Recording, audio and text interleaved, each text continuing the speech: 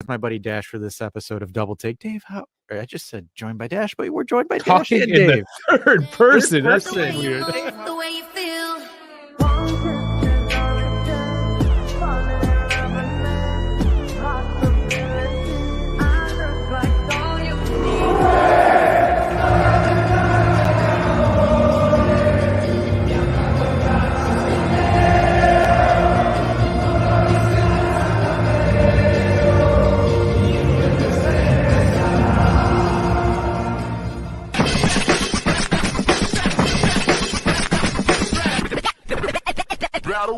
Hey everybody, welcome to a special feature because we've got some milk pregame and some talk before that, and then we'll also do the call-in show. So we'll try to keep the Lecce stuff a little bit brief, so then once you guys can come in and we'll throw out some topics. So I won't cover the news, or Dave and I won't cover some of the stuff that's dropped recently, because we want to just save it for the call-in show for you guys to kind of react to it with us.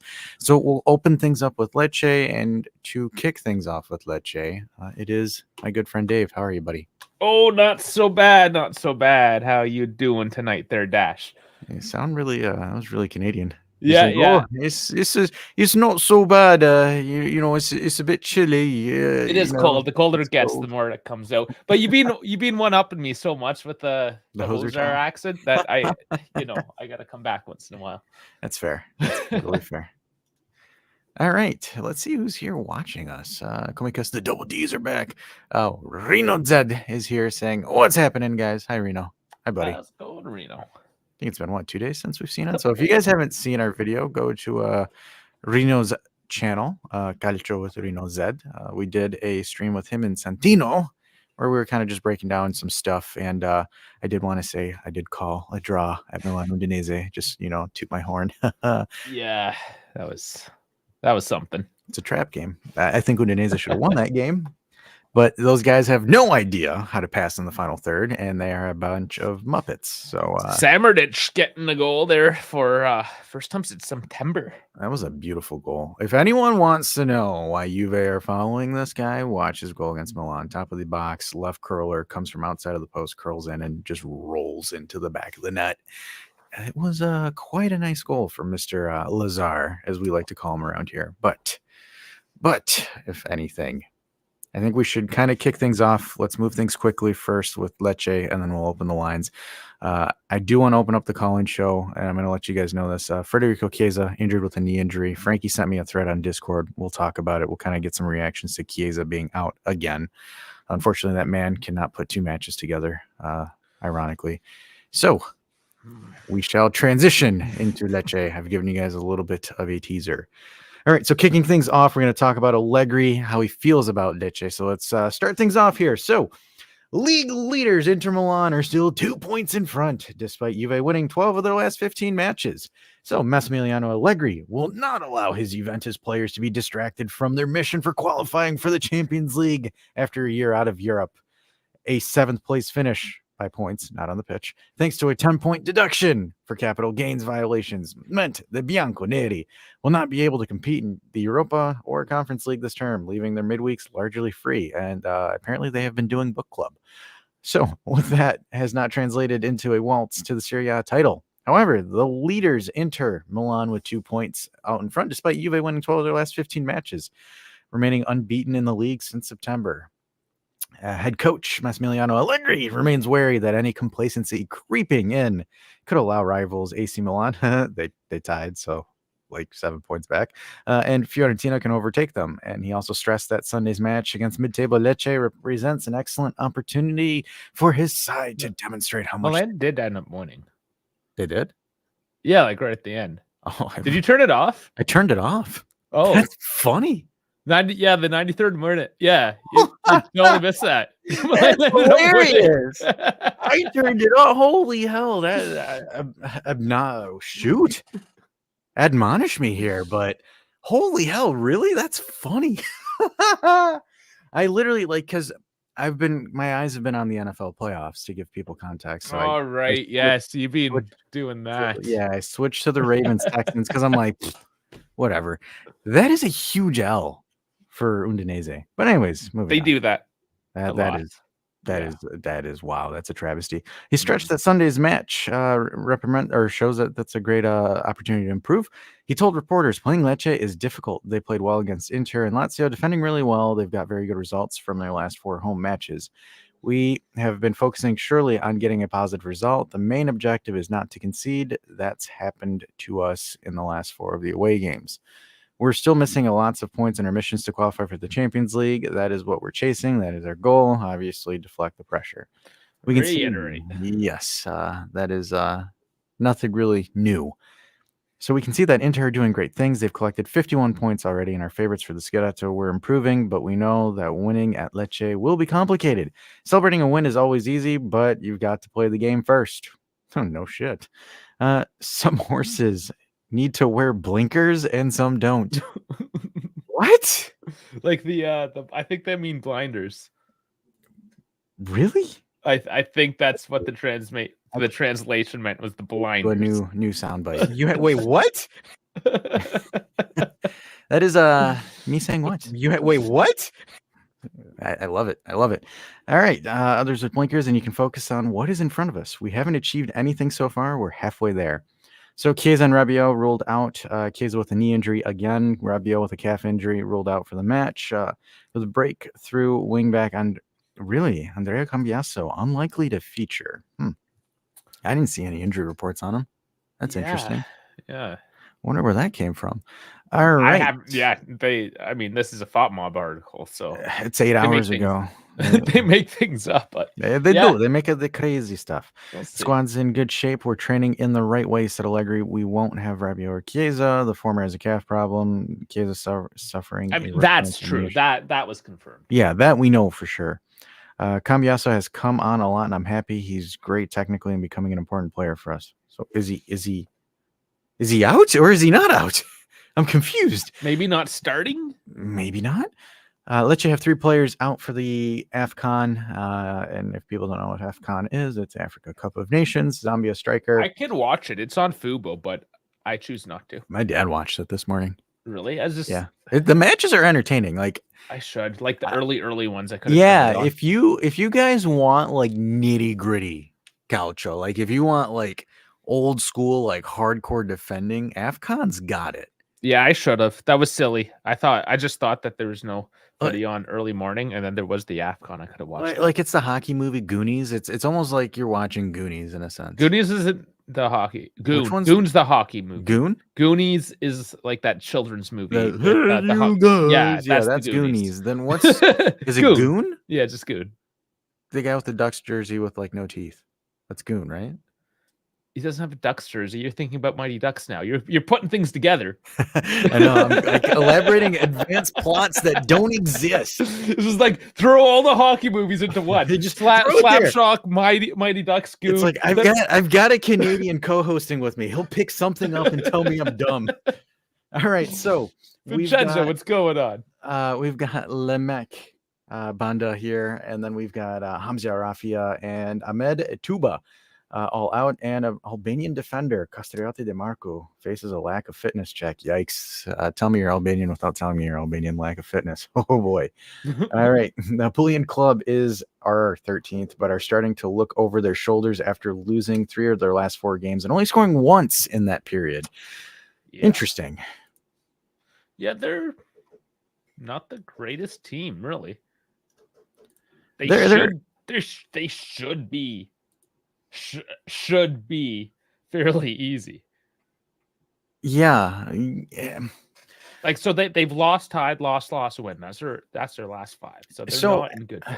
They're not at great form, but at home they are really tough to play against. That is a true thing all to these say. Teams are. Of course. I mean, and I'll kind of move over here to the board itself and kind of show you what their projected lineup is.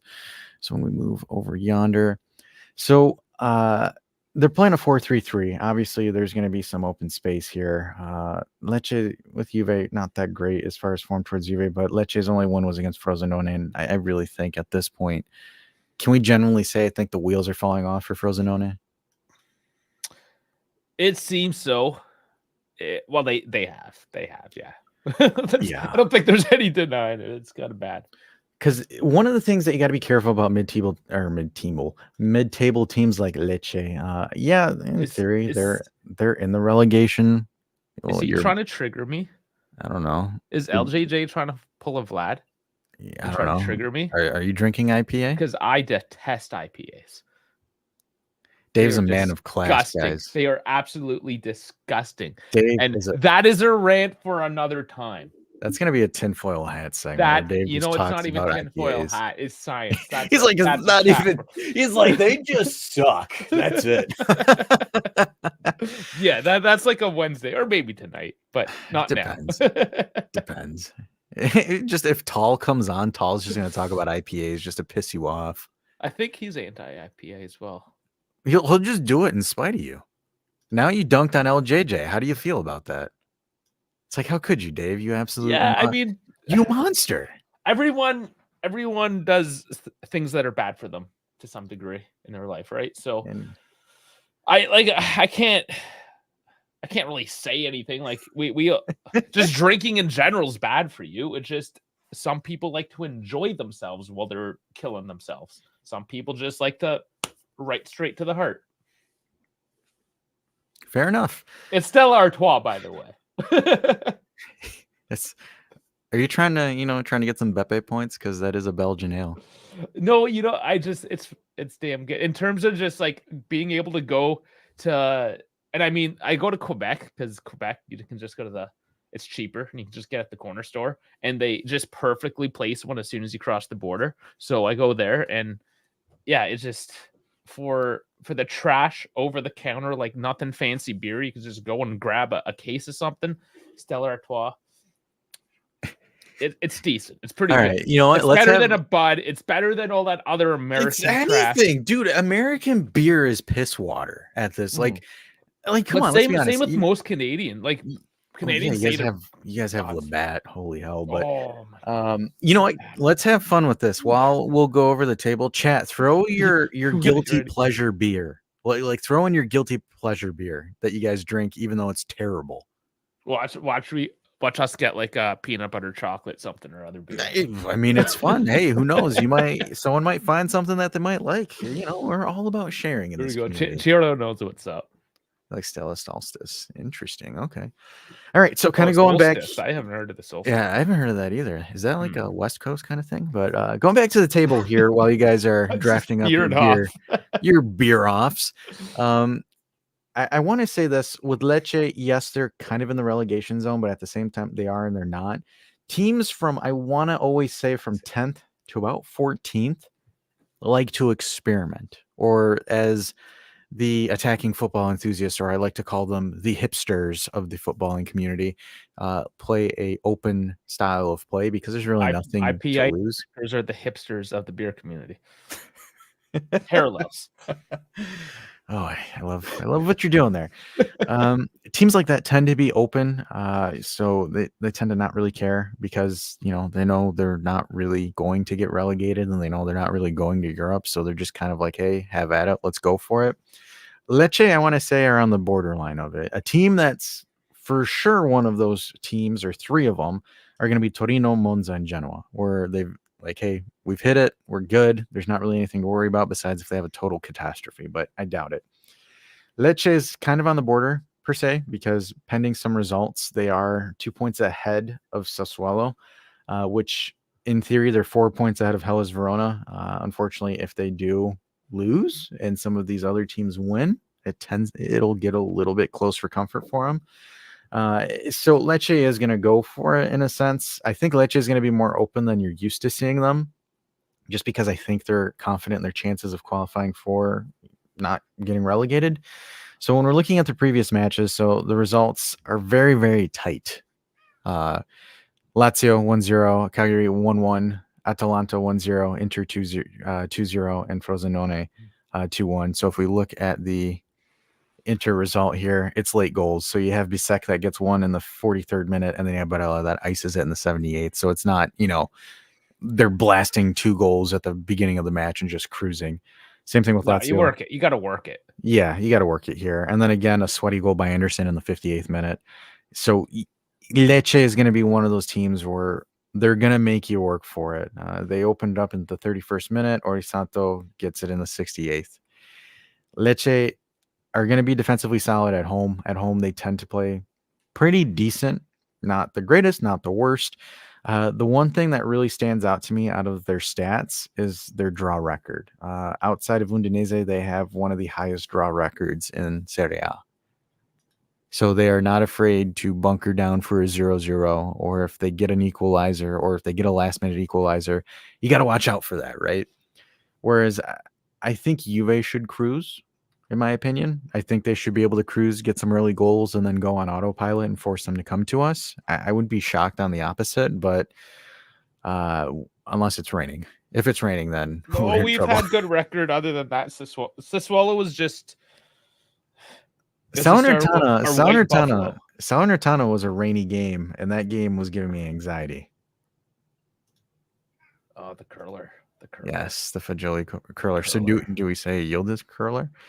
Yildiz, these are the types of matches this month. If Chiesa is going to be out for a month, this is the month to do it. Rabiot, sure, we have a bit of depth there as well. You know, he will be missed, but yeah, this is the time for Nicky, Nange, whoever Allegri throws at the position. Honestly, we won't really know for sure, because of course FotMob here is showing Rabiot and Chiesa starting. Yeah, Gompachero says 0 chance of rain tomorrow. He checked. He looked it up. Oh, should we do the double D weather report? Do we have like a bit? Oh man, I wish we made a bit for that. Just like we should. Well, I mean, all right, you know what? Just for the time being, we'll use this one. Yeah, that would work. Torino by Dave and Dash. You gonna share your screen? You gotta share your screen. It's not. Oh, you want to share your I was just gonna like roll into. I need a green screen. We need to get like a GIF or like a bit or something where it's we do need to build on this. I have a really awkward side story I'm gonna tell. So I was watching one of the podcasts. I was listening to stuff you should know, just standard general knowledge type stuff. I was listening to it, and they mentioned something like no green M&Ms in the green room. It must be some sort of inside joke. I didn't really get it, but I'm like, that makes sense. No green M&Ms in the green room, because you'd be eating nothing. It looked like you'd be eating nothing. So for whatever reason, the next day at work, there was a bowl of peanut M&Ms. And I'm like, I now have to eat all the green M&Ms. And I did, for no reason other than the day before I heard no green M&Ms in the green room. Why my brain works that way, I don't know. But there's my story. Let's roll into it. I told you it wasn't going to make any sense. I'm confused. It was just I was just giving you a glimpse into my life. Oh, well, okay. That's all this was. Do you have a glimpse into my life? Do you have a glimpse of the weather? As I like very slowly brought this up. Listen, it's Saturday night. We're having fun. I was going to say, you all right, buddy? Okay, sounds like you're choking up. No, we're just having fun tonight. So we're going to have a high of 12 tomorrow. A low of 5 degrees. It's going to be sunny. It's going to be pleasant. A little bit windy. Gusts up to 57 kilometers. That's actually quite a bit windy. But other than that, pretty nice. So there's your AccuWeather report for Lecce for Sunday, January 21st, 2024. Could you imagine if you did it like the Family Guy? Up to Dave. Let's see. Look at the Blackie weather. I love that. I love it. Or the Canadian weather. We got to do it like with a Canadian twist on it, just the Canadian weather. Oh, like, I can't remember his name now, but there's a guy from Nova Scotia that has Down syndrome that does the weather report. And he is a local legend. I'll find it. I'll bring it one day. You got to remind me. But this guy is like a local legend. He's amazing. So like Dave with the Canadian weather report. It's cold as balls, eh? Yeah. Well, like Nova Scotians too are like extra accenty. So extra hosiery with their accents. All right, it's a bit nippy there. You can see my nips through my sweater. That's how nippy it is. All right, back to you, Dash. Okay, so has anybody watched? This is one of my guilty pleasures. We're talking about guilty beers. This is my guilty TV show. It's The Curse of Oak Island from the History Channel. Okay. I'm listening. and that takes place in Nova Scotia. I used to live like 45 minutes from there. I lived there for like a year. All right. Just watch that show, and all those local contractors, they're all from that area, and just watch it for their accents. If you want to just make fun of Nova Scotians and Canadian accents, watch the Curse of Oak Island, and you'll just laugh. I giggle to myself watching it. I just do. I giggle because the show was trash. Let's be honest, it is a trash show, but like the stereotypes are real. You know, it's kind of funny how like we're kind of in that age where they're like, yeah, don't do stereotypes, it's not good, blah blah blah, and then like they make TV shows that like further stereotypes even worse. Because it is true, right? Like, and there was nothing I'm not disagreeing. I think malicious it's that I'm hilarious. saying towards Nova Scotians. Like it is like the epitome of the Canadian accent. So let me ask you this, because now we're getting into some interesting segues here.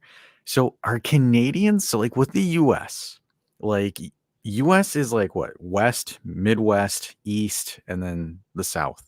So like the South incorporates like practically Texas all the way to Florida. And then like the Midwest is like, it's like your main states are going to be Wisconsin, Michigan, Ohio, maybe Indiana, and then fuck all like Arizona. Arizona's part of the West. They call Arizona the West. Okay. Because Arizona's like that's south. That's like close. it's very south. Yeah. Well, I mean, we're Americans. We're dumb, right? So Yes. like the West I never is really understood the Midwest because it's like it's mostly yeah, it's extremely stupid. But like it's one of those things where it's like if you go on vacation somewhere else and like, oh, you're a Midwesterner, or oh, you're like the zonal like differences are insane, and it's hilarious because like you just see some hilarious jokes or shots fired at each other at airports, like, oh hey, watch out, we got a Midwesterner over here, watch out for this one, and then or it's like, oh my gosh, we got a West Coast hipster, everybody get your avocado toast and soy lattes. They still have an avocado toast. We know avocados actually aren't that good for you, right? No, yeah, they're not. Okay, that's why it's and like then it's horrible for the environment. It is, right? and okay, we stopped eating those. We'll move on from those. Yeah, we'll grow as a species. But you know, it's funny because I'll see that at my parents' restaurant. Everyone's like ordering avocado stuff on it, on everything, and I'm just like, you know, it's one of the I have an intolerance to avocados. It's like the one food I cannot eat. It's my kryptonite. I can eat anything.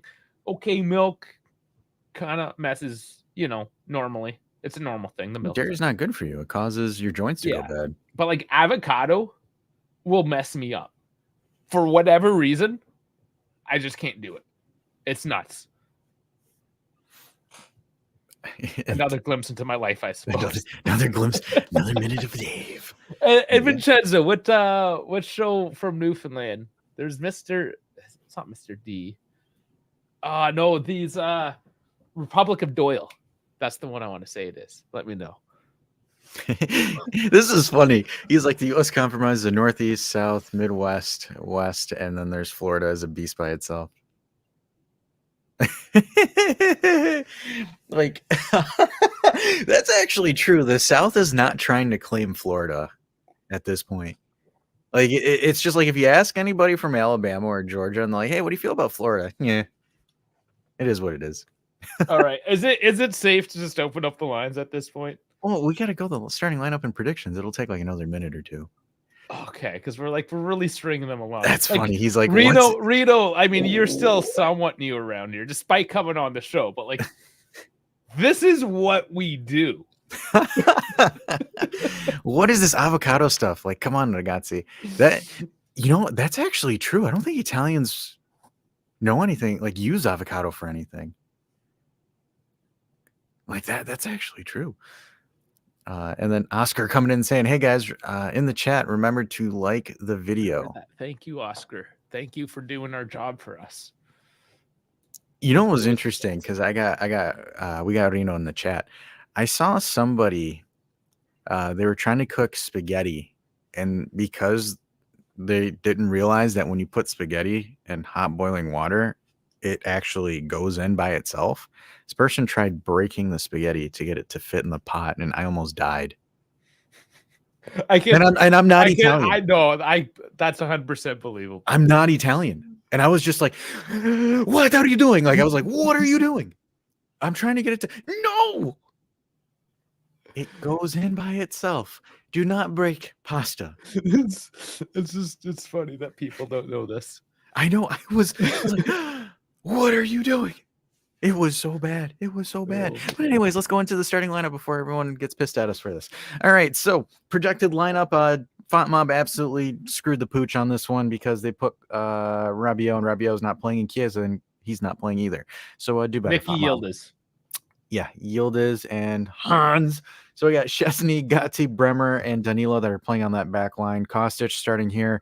One thing that I need you guys to watch tomorrow is take a piece. He says my ex did that one time. Because you're a man Emphasis of on culture. ex. He is a man of culture. That's why she's your ex. I appreciate you.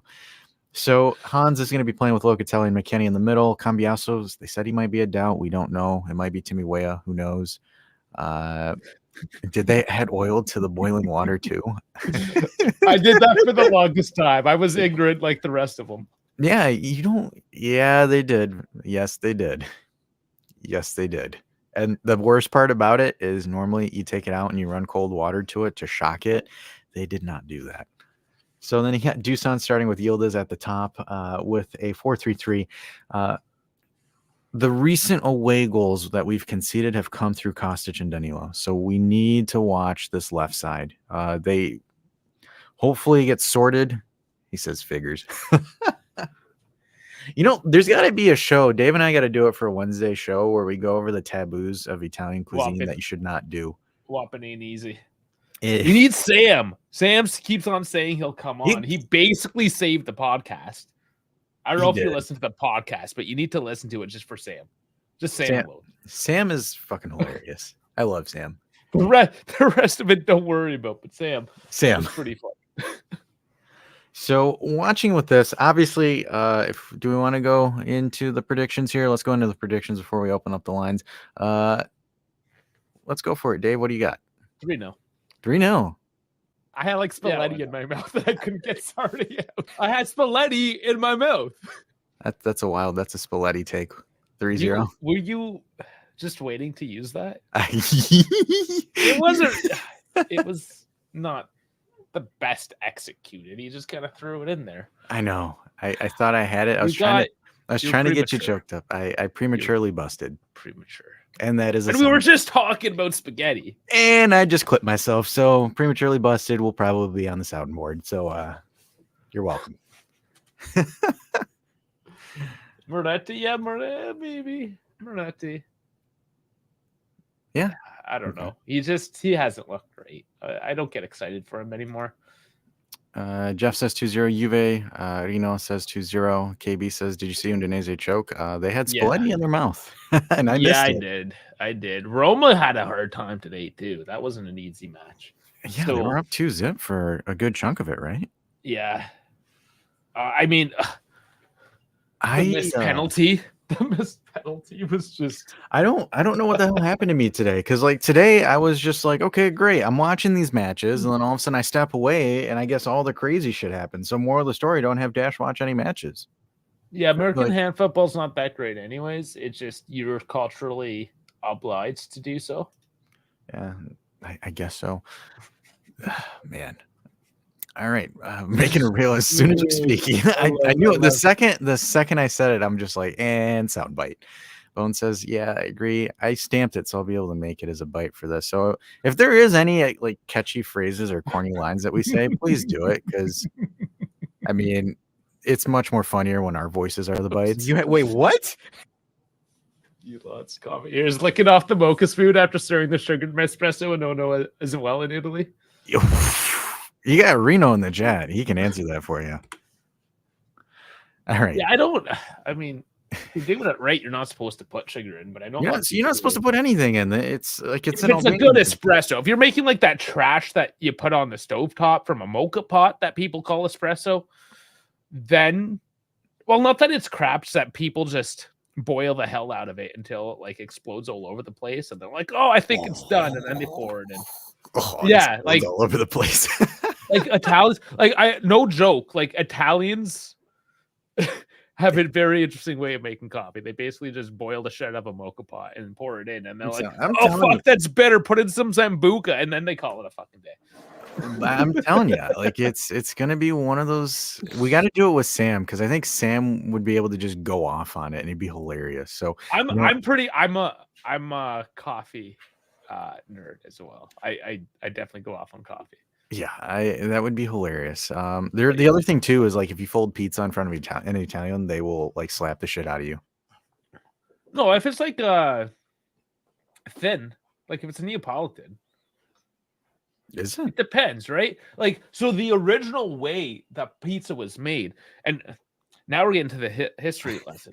I'm putting out the phone line. While you go there, I'm gonna throw out the line. Yeah, I'm throwing it out there. Right. Marinara, it's a mariner, right? So if you were a fisherman in Naples, you would want to take a pizza out for your lunch for the day, right? So you get pizza alla marinara, which is basically without the sauce because you can't put sauce in your pocket and go off to your ship. It'll make a mess, right? So you have like more like a focaccia, I guess you could say, right? That kind of style. But somehow, I don't know if it was Pizza Hut or whatever trash American company did it. Marinara now just means like random ass red sauce. Like it means no sauce. It meant no sauce, and now it means like all the sauce. So marinara is another one that just like I don't know why Italians aren't claiming this cultural appropriation shit. Is it just because we're so used to it? Because you guys have been doing it for centuries. It's just like we gave up. Americans are too dumb. It's like it is what it is. I don't think when it comes, helicopter says the thumbnail is so misleading. Hey, we're 30 minutes in. We covered it. We did cover it. Now we're just transitioning into the phone part where people call in. So nobody throw me under the bus. There. It is a call-in show and a pregame. We did decide to give you the was it best of both clickbait? worlds. Did we clickbait you, Willie? Did we bait you guys? I don't know. Did it? Was it bait? Saturday night. It's never clickbait. It's just it's always the off the cuff. I mean, okay. Well, the lines are open. So yeah, the lines are open if you guys want to hop in and talk about some stuff. Otherwise, there we go. We got half. We got. I mean, otherwise, we got a lot to talk about. Does he? Oh, he has Minecraft glasses. Jeff is here to cause just absolute savagery. So hide your wife, hide your Floridians. Jeff is here. And your alligators. Oh. Yeah. What's up, guys? Oh, not much. How are you? Nothing much, man. No, not much. I'm just busy. Just the typical bullshit. The same day, same shit, different day. Yeah. That's all. Yeah, just some Juve news here and there. But yeah, how you guys been? Good ever since I've been talking shit on YouTube. It's a lot more entertaining, I'll say that. I did watch Reacher. I didn't finish the last episode, so don't spoil it for me, please. I did not. It's a good show. But you know me and shows. You don't watch TV, Dave. I bore out after a couple episodes, like, I'm done. I know. Yeah, like I said, you don't watch TV. I don't, not really. I watch a lot of YouTube. I like just the random. It's all about random. Just how do I feel today? I'll watch that random shit. And if I can't think of anything, I'll watch The Office. That's actually a good default too. So first topic for the call-in show. Get some folks in. This is courtesy of Frankie. He sent this to me via Discord. Probably part as a troll, but I'm like, whatever. Fuck it. We got some content out of this. So I don't really know any of these people, but obviously their names are there. So credit to these guys for this thread. So Trevor T4222222 says Juventus has played 20 games this season. Chiesa has played 17 of those. He has missed 3 effing games. Why are Juve fans so brain dead? I don't. Oh, right here. Guy has been back for a year and still can't play 2 consecutive matches. Oh, that's the context. First time reaction to this, guys. Just leave me alone. So 6 goals. So yeah, he did play 17 matches. So I don't get the whole 2 consecutive games, but at the same time, I think this counts as appearances as well. So not too sure. So yeah, a lot of that was off the bench. It is off the bench. And then Poe says 753 minutes or more than 8 games missed out of 22. In the past 2 months, he's played 1, 2, 3. That's actually kind of funny if that's true. Out of 540, and now there are reports of his knee getting worse. Like it or not, it's concerning. Slightly concerning, sure. I'm still renewing him, though. This guy says, we have Yildiz right now. We don't really care about him too much. God forbid Yildiz gets hurt. We got no one on the left. And then this was a gold comment. We have Kostic. We have Kostic.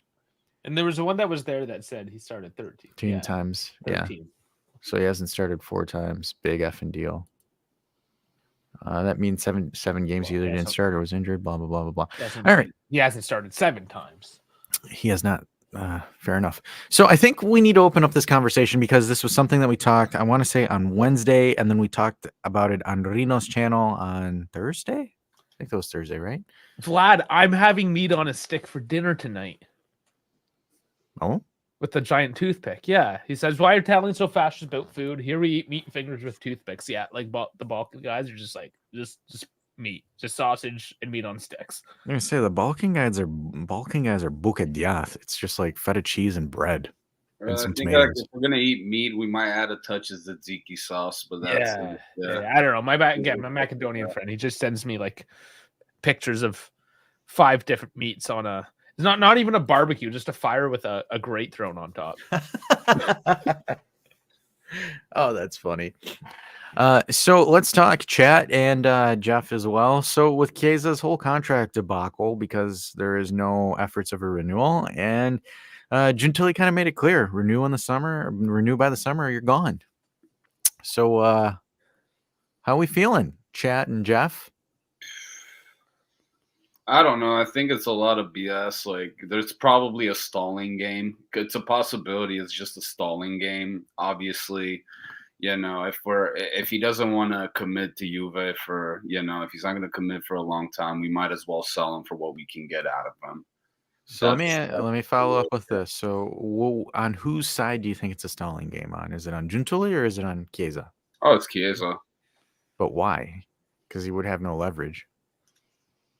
Probably waiting for other offers. I mean, he could go to Liverpool or the EPL, somewhere, anywhere pretty much. But the only problem is he's so injury prone. So I don't know, to be honest, I don't know what the hell is literally Chiesa waiting. I would suggest like sign an extension and then just do really well next season because he hasn't been producing at the right level. Again, and probably needs to take care of his knee, or he needs to find a chiropractor, just something. You should go to Pogba's doctor of himself in America. So good question from Gabriel here. So he says, but how much are we getting from Chiesa? Who would want to invest 50 million for him if he can play once a month? EPL would easy spend 50 million. I could see it. I could see Aston Villa or West Ham, but the problem is I don't think Chiesa will go there because Chiesa is going to try to buy on his own stock in a sense. Yeah. Who else did we get from Fiorentina that kind of did that and is now coming back with his? He could also go to Newcastle. So because the issue is like you don't want another Dybala situation with Chiesa, and I mean I'm thinking more. Come on.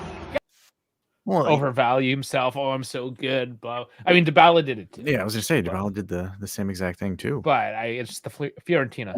In person with Dybala, like the agent should be fired. Whoever his agent was at that time, he was an idiot. He was a complete moron. Like I don't know what was he thinking.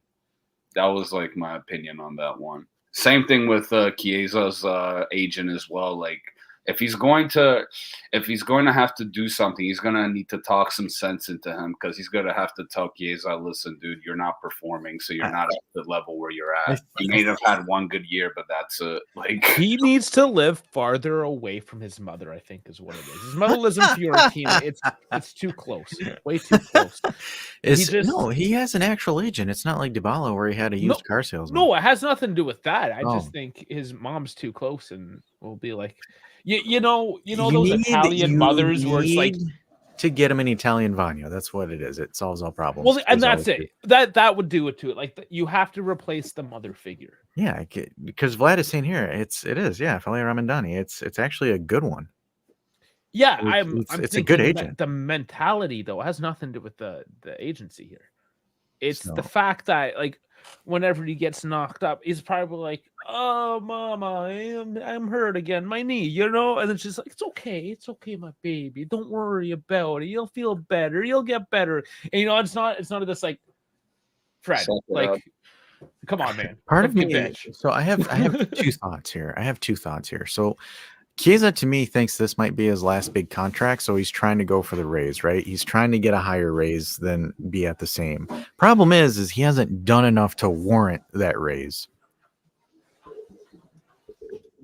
No, not really.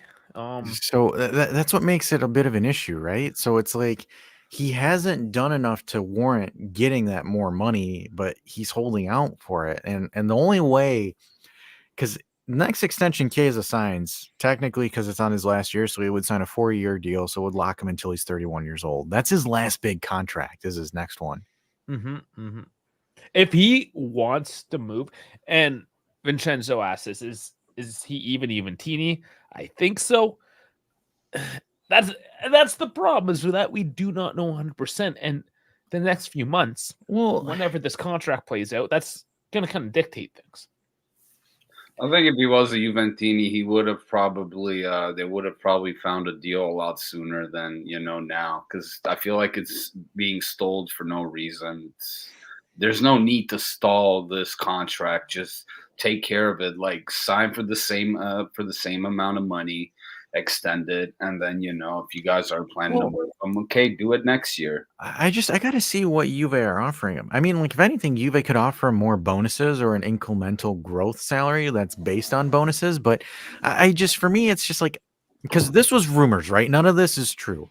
Chiesa back then said he was holding off on the renewal because he wants to see the situation on Allegri. And like, with all due respect, Chiesa, like, dude, you're not that kind of guy. You have not done enough to merit on who's the next coach or who the coach is going to be, right? Like, you have to be a level of like legit ballerisms to get to that point. Like, to me, that kind of rubs me in the wrong way. Well, you have to score like 50 or 60 goals a season every year, kind of like what Messi and Ronaldo was doing with Barcelona and Real Madrid.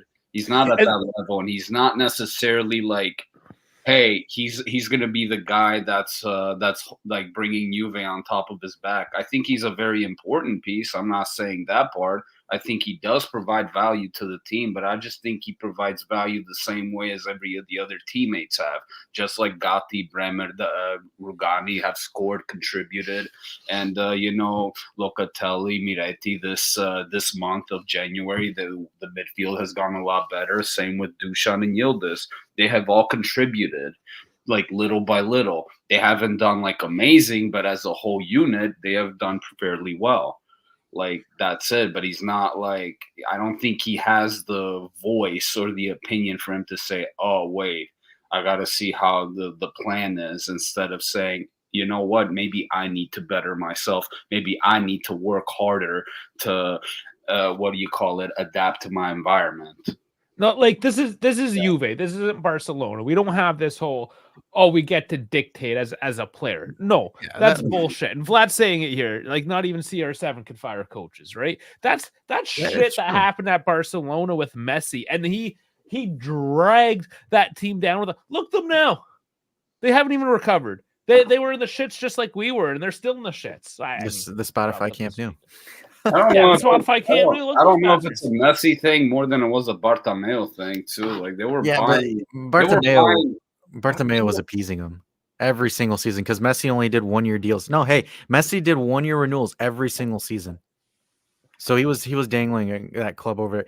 Here's the thing: Messi on the field is one thing. Messi off the field is one of the biggest douchebags in the game. With how much he ragdagged Barcelona and how he treated other people on the field, it's there. Outside the field, he hampered that Barcelona club to appease himself. There is, without a fact, with all the interviews that have come out, all the evidence from former players, managers, other professionals as well. Like, for me, what I thought what Messi did with Barcelona with those 1-year contract renewals every single season, it was going to bite him in the ass, and he ended up getting kicked out of Barcelona because of it, because he gambled it too much and they couldn't follow the financial fair play regulation, so he lost it. So but now he's pulling at the balls of the MLS, so he still has what he wants. That's all he wants. He just wanted to be in control. He's a puppeteer, and a lot of us, anyways, kind of. I used to like Messi. I used to like Messi more than Ronaldo. But now I see him for this. He's just showboat, and he's the Prince of Saudi. You know, Well, I'm gonna win this trophy and that trophy, and well, win the best of this, just because they're shoving it right up my ass. him winning the best award for 2023 made no sense to me. Like, I is the agree with league that more. Yeah. like is the League Cup or whatever the hell the MLS friendly tournament was that important? Nobody cares. I know, but that's what they use. They You use know- that as a credential. The NBA Yeah, in-game That's tournament. stupid. It's like, you know, that new NBA tournament. Yeah, I know Remember it. how I They just gave it to remembered it LeBron. now because Yeah. I forgot that even existed. It's the same. It's like nobody cares about these things. They're just making shit up because there's full on their own fucking sauce, and they think I think everyone it's loves also their product. marketing. It's just marketing as well, like marketing promotions, to get people to buy and watch. It's also But people learned because it's trash. I mean, the initial thing with Messi, yeah, sure.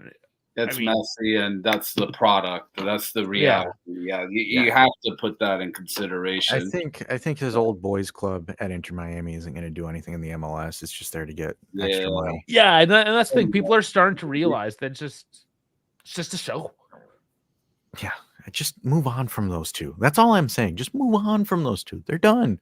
They're out of the top continent of footy. Move on. I don't care if I see Saudi Arabia clips of Ronaldo. I don't care. I don't care if I see Messi going against high school teachers in the MLS. Just leave me alone. I'm done with those two. I think they're just what is going on. I believe in this situation is they're squeezing as much out of Messi and Ronaldo until like they start truly focusing on an Mbappe, Holland, or whoever. Here's the problem. Here's the problem. The reason why they're doing that is because Mbappe is the most unlikable guy in Europe right now. Like, he's not likable. I get it. That's Look, why they're doing it. The problem is like you have PSG offering him a lucrative deal, like an insane package of 50 plus $1 million a season. They're getting spoiled. They don't they're not accountable for their behavior.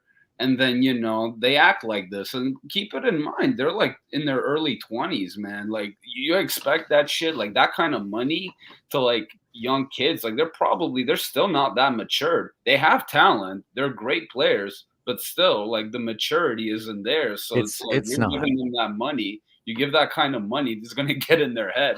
I mean, for fuck's sakes, look at what happened with Dusan Vlahovic with the $80 million that we bought from Fiorentina, and then it got in his head a little bit until recently. And I hope, knock on wood, he actually starts performing better. Vlad's bringing up I'm trying to read some of these comments. Hold on, give me 1 second, because we are falling behind. All right, so let's segue into the chat. It's even the money too.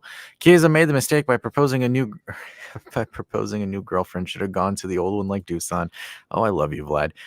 Bone says, do you think they'll go to Rabiot's mom as an agent? Rabiot's mom does not love any other child. No.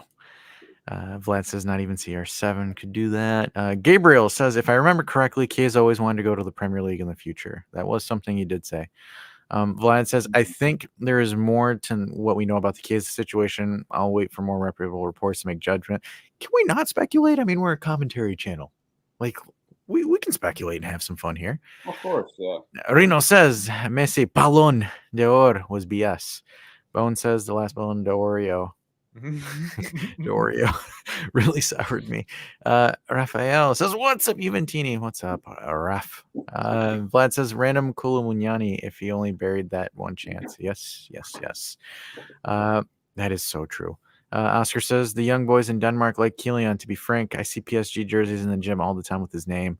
Must be like the 10-year-olds, because like us older folk do not like him. Vlad says, have you seen the passing triangle stats between Messi, Neymar, and Mbappe? If you give it to me on the Discord, I'll throw it up on stream, Vlad. And then Bone says, I like Holland, the country. I like Holland too, but I like Holland too. I mean, whatever. Well, I mean, I know Holland, but Holland, like, what the hell? Frederico. Hi, Frankie. Hey, buddy. Back from work or school or whatever you're doing. And then Oscar says, yes, the Gen Zs. Look, Yeah, that generation that likes IPAs.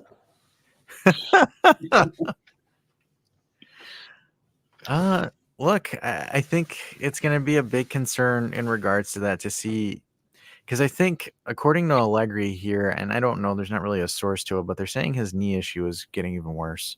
So did he? He didn't even rush himself back. I'm not the doctor. I don't know, but how much of this is mental? Because the doctors, from what we've been told, they're like, "Yeah, man, you're fine." Not He's to got the say best. that Did. He did surgery with the best ACL constructive he doctor goes in to Barcelona. Austria. Was it Austria or Barcelona? I think he did the operation in Barcelona and he goes to Is it? Austria for PT. His doctor's in Austria for that. Wait, I don't know. So, you know what this is reminding me of? Have you ever watched the movie Talladega Nights? Of course. Yeah, who hasn't? I mean, look at the part where, like, after the crash, like, Ricky Bobby just has like a post-traumatic stress disorder and just starts going crazy thinking he's on fire. Like, this is like, I'm starting to feel like it's a similar case, like with his knee hurting. Like, oh, my knee is on fire. That's what I'm just starting to look like. My question is, do you like crepes? They're okay. You know, they're solid. I don't mind them. Yeah, with Nutella, I think it's good. Yeah. That was a quote. I know what it bring was. up Talladega Nights. I know it just took me a second to recognize it. And I'm like, oh shit. Oh, okay, you ruined that joke. It's all right. We'll move on. I got it. If you do stepbrother references, I could play with that one. Okay. Well, I mean, we're not going to force the matter. It's got to be organic. Yeah, no, it's fine. Yeah. All right, Dash, steer us back on course. I'm trying. Really, the only thing right now is just the big news that's going on right now is just the whole Chiesa situation. But other than that, there's not really. I don't really think that there's anything. I think the one thing maybe we want to talk about and see if people want to chime in on it. So the Magnan thing for the Milan game. Oh, we should. Oh, yes, shit. I was a bit upset with this as well. There's like it's one of those things where it's just like, in my opinion, the moment the players walked into the tunnel, the ref should have abandoned the game. 3-0 loss for Udinese. It was very early on. I can see why they wanted to like. This is so here's my piece on this. This is why I find this frustrating, because they were in Magnan's head at that point. When you take off your gloves, you're not in the mindset to play. Yeah. So to answer Gabriel's question, yeah, let's tell everyone what happened. So it was early in the first half. I don't know if it was monkey chants or it was They were racist chants. It was racist chants to Magnan because when the match started, Magnan was right behind the Udinese Ultras. So they were making, I believe, some sort of racial slur to Magnan. And enough was enough where Magnan took off his gloves and walked straight into the tunnel. And then the Milan squad followed after him. And this was when Milan was winning 1-0.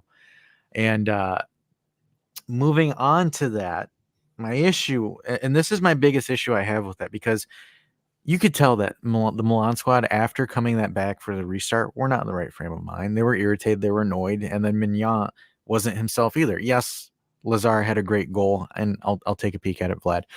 Yes, Lazar had a good goal and whatnot, but you could tell that it rattled Milan, and that puts a huge disadvantage because now the crowd knows that they're in your head, and the crowd's going to continue doing stuff like he was still getting jeered every time he touched the ball. So if the league, and people might not like me for this, if the league really wants to take a step up against racism, you end the match, 3-0 forfeit right then and there at that moment. Yeah, that would be the most extreme approach. It is. But you have to. Was this match hosted in Udinese or was this in Udinese? It was Udinese. Okay, I got you. Okay, that does make sense. Okay.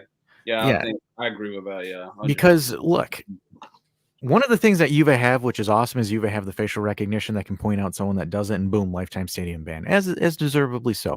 Mm-hmm. However, when you start going to these ragtag stadiums and these provincial sides where you can't do stuff like that, and they know they can get away with it, if Serie A really cared about fighting or combating racism or any of this bullshit that they claim that they are for, you and the referee, I don't give a shit about the Udinese players. You're responsible. Udinese, the club, is responsible for the people they let into their stadium.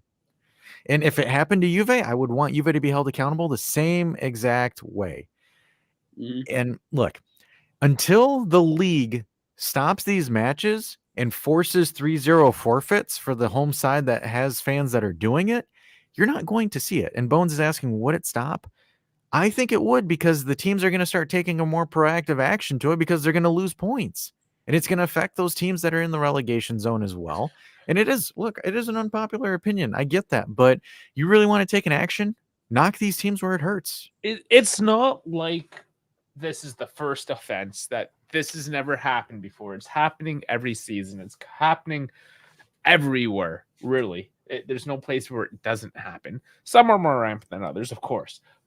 But the fact of the matter is if you believe that this is a serious offense, that's a serious issue, then you will have serious repercussions for breaching those rules. And they have not shown serious repercussions. So when at the beginning of this, when I said I can see why they want to keep the game going, from a business aspect, from producing a product, they want that game to go on. If any league has to cancel a game for any reason, even if it's weather, it's not great. It's never great. But if they have to cancel a game in the 12 minutes because of racist chants, it already looks bad.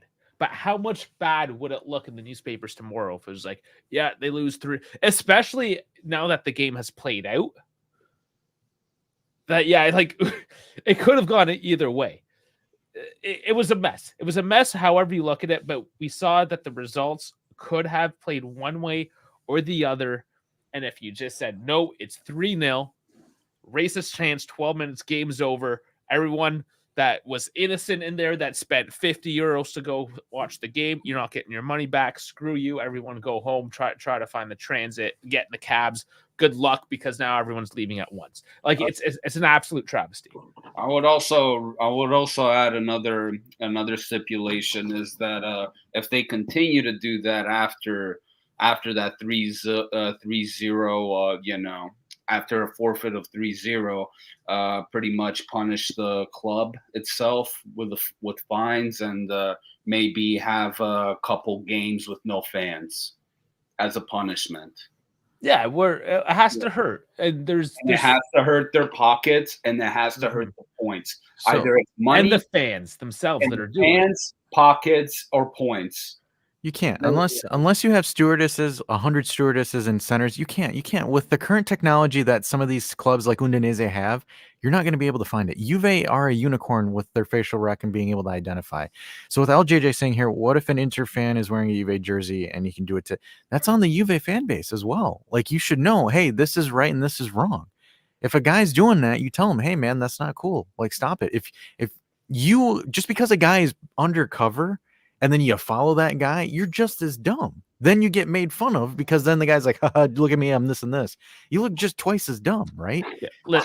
If you're a spectator to the game, I understand making crowd noise, like genuine crowd noise. But when you start getting to the point where it starts getting across that line, you should be held accountable. And I think the team should be held accountable, because look, Udinese, what's Udinese going to say? Oh man, we believe in fair play and none of this and yada, yada, yada. Are they going to do anything? Absolutely not. Absolutely not. So let's look at, we make these comparisons all the time. North America. So Italy, everybody other than the EPL essentially want to make a better product. And we look at what the better product is. So we can go into like crappy, we can go to Oakland, for instance. And as a fan, you feel relatively safe. Like, okay, yes, I know there's those one-off exceptions. Things happen. Something happened between Toronto and Montreal in a game this past summer, and like it made the news, like it was the biggest thing.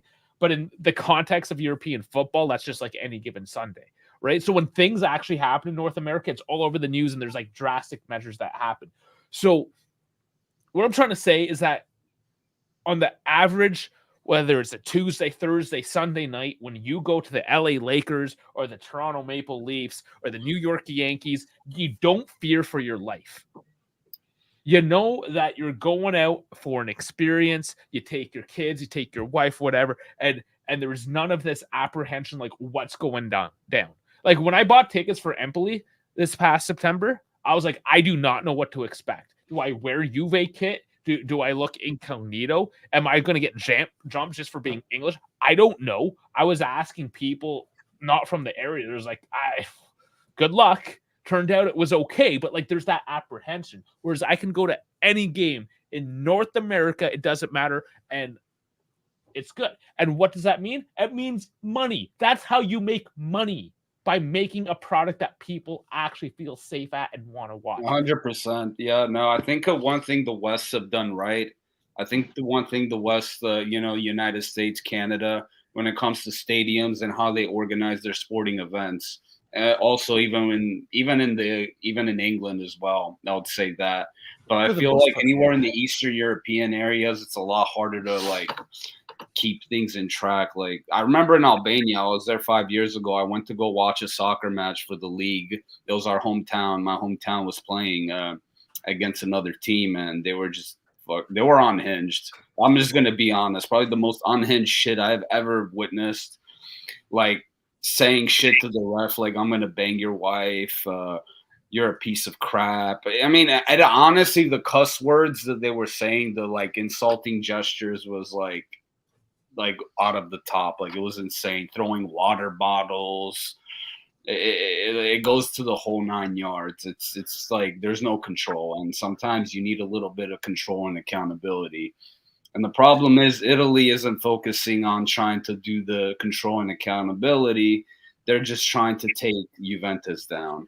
And if they're going to do control and accountability, they're probably trying to watch if any Juve fan is misbehaving so they can dock points. Honestly, that's the way I see this. Look, I kind of want to touch on some of these comments where they're like, Hold on. Let's welcome Reno in first. Come on.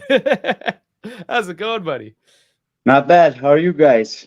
Pretty good. He sounds pretty good. good Right in today. the thick Did of you get it. a new microphone or something?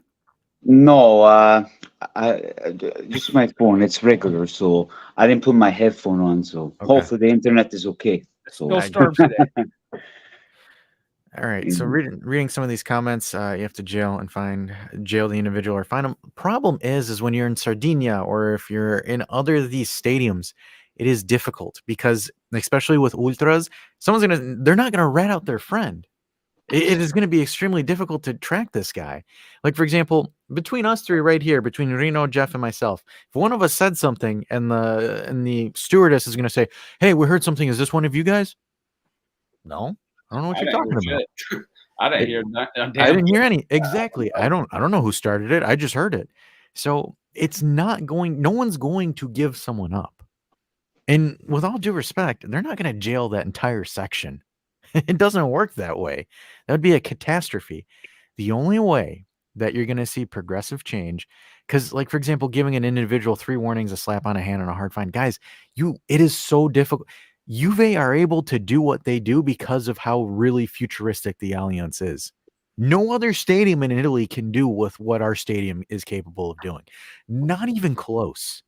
With us, with the whole Lukaku situation, we got lucky because, again, they scan areas. The amount of modern technology in that stadium is insane with how up to date it is. They were able to pick those 2 individuals out because of what they have there. Are you going to see that in the San Siro? No. In the Olimpico? No. In the Diego Armando Maradona? No. Because those stadiums are in the process of falling to the ground. It is difficult. The only way that you're able to hold an Udinese or an Empoli or something like that accountable for it is you threaten the team. Hey, you can't keep your fans together, you're losing points. And for them, people can say a game without fans or a game without this. You want to know how you hurt a club really bad? When they get relegated, especially an Udinese or an Empoli or a Salernitana.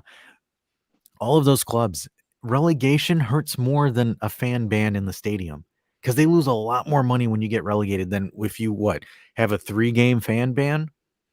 They don't even own their stadiums. They don't even get the money from the ticket sales. I forgot about that. That is true. Yeah, they don't get money for like maybe Udinese, maybe Sassuolo and us. But like, for example, if Milan had a stadium ban, do they care? No. The only people that care are the Principality of Milan because they lose money, not AC. Milan and Inter will make a percentage of it, but they don't get the hard profit like Juve would. The only club that would get hurt from a full-blown stadium ban is Juventus, because we actually own the stadium. As always, right? So yeah. it's a really complicated situation. At this point, if you really wanted to do some damage, you got to go after the club. That's the only way it works. Reno, how are you? I was right about Not it. bad. Points or money or like your stadium ban. That's what I was really proposing, those three. All right, let's read some comments here. So KB says hello. LJ says, what do you expect justice when you can't defend yourself in Italy? Bone says Italy's ran ass backwards. LJ, Yeah, what you're right. happened? Justice is a joke. David says, but they weren't ready to ban out. He says they were ready to ban our entire curva, which is why we should keep the same energy to other clubs when they ban that. Even though we have an anti-racism podcast. And Vlad, this is beautiful. Zhang needs to build a stadium with the latest technology of Chinese surveillance. On point once again. He did send me the thing, so I'm gonna pull that up. You guys go ahead and throw up another topic. I'm gonna see if I can find those numbers that Vlad sent me. Well, I heard, I think it was Bones mention Keen to Atleti is the latest. Seems like it's kind of close. There's a lot. Say a lot. Is there a lot? Is there a lot of weight, or just more than there was? There's a medium amount of weight behind this one. Let's say. I think it's I don't know. We're all gonna know by the end of January. There might be some surprises. We'll see. Yeah, 10 days left, or 11 days left. I mean, I don't know. For me, Keen to Atleti, I understand the move to a degree. I think the style of play fits. It's kind of similar to Allegri. I'm not saying anything as Allegri, defensive style, counter attack. The only issue I have is he going to start? Because the thing is, he's going to need minutes. That was my only concern about it. I like the move. I like where he's going, but the minutes is the issue. Where I would probably want him is probably at Fiorentina. That would be the best. But if Fiorentina, ideally, because not only that, they like to hold the ball. He needs to be in a place where they're feeding him the ball. He gains the confidence. Fiorentina needs a striker. I think it goes hand in hand. But are there terms there? And I think that may be the thing, is that perhaps Madrid is the only place that has actually presented terms that are reasonable. Yeah, I mean, Juve's going to get some money out of it. I think the deal depends on Angel Correa, if he goes to Saudi or not. That's really that's what they were saying. Yes. Which, I mean, if you look at the strike room in Atletico Madrid, you have Morata, you have Griezmann, you have Memphis Depay. Memphis Depay always gets hurt. So, in my opinion, I think Keane essentially automatically becomes third choice. Where right now, currently as we stand, he's going to be fifth choice at Juve. Because right now you have Dusan, you have Kenan, and then you have Chiesa, and then you have Milik, and then you would have Keane after in the current order of how things are operating. So, Keane would be number 5. And as much as I do appreciate Moise Kean. I do. I think he has tangibles there. I think he just needs more minutes because he's only 23 years old. He's not some Milik where he's 31, 33 years old, and you can say, he's not a Juve player. Because remember, when Kean first debuted to Juve, he was on fire that season. Unfortunately, and I blame Maurizio Sarri for this. Yes. He wanted Kean gone so they can replace him with Higuain. And Paratici, the numbskull that he is, obliged. Because Keane wasn't originally supposed to get sold, but they needed a plus valenza for salaries and other movements because that was the summer of De Ligt as well.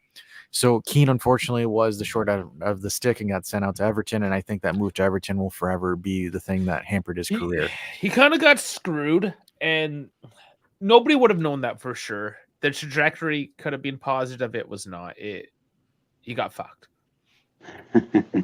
I don't, and then Vlad's talking about France. I don't think Keane wants to go to France.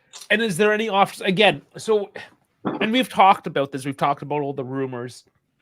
We've talked about where may be the best for him, but unfortunately, what is the best for him is not a reality that is on the table right now. Yeah. What's on the table is Atletico Madrid. So unfortunately, that's what we got to talk about. I'm looking at this from a positive perspective with Keane. So, like, for example, if Keane goes to Atletico Madrid, say that Morata gets injured or Morata's not starting consistently, hypothetical, right?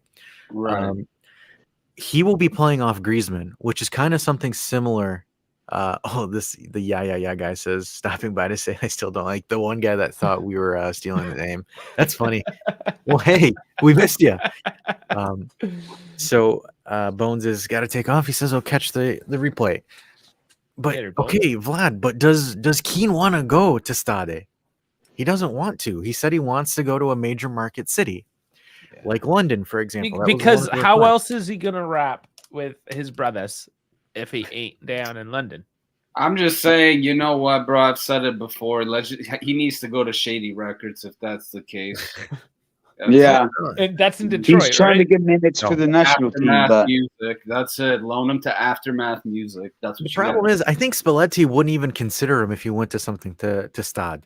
Like, I don't think Spalletti would And consider anything in League that's a One. factor, right? Because he Like, wants yeah. to make that team. He needs to make it. So here's, like I said, let's look at it from a positive perspective here. Him playing off of Griezmann is the same thing as obviously not the same thing because of quality, right? But it's similar in style of playing off of Chiesa or playing off of a Yildiz. He's the big target guy that takes the ball, receives the ball, and plays it to a shifty or a faster player. That's kind of the play style that Allegri wants him to play in at Juve at some point.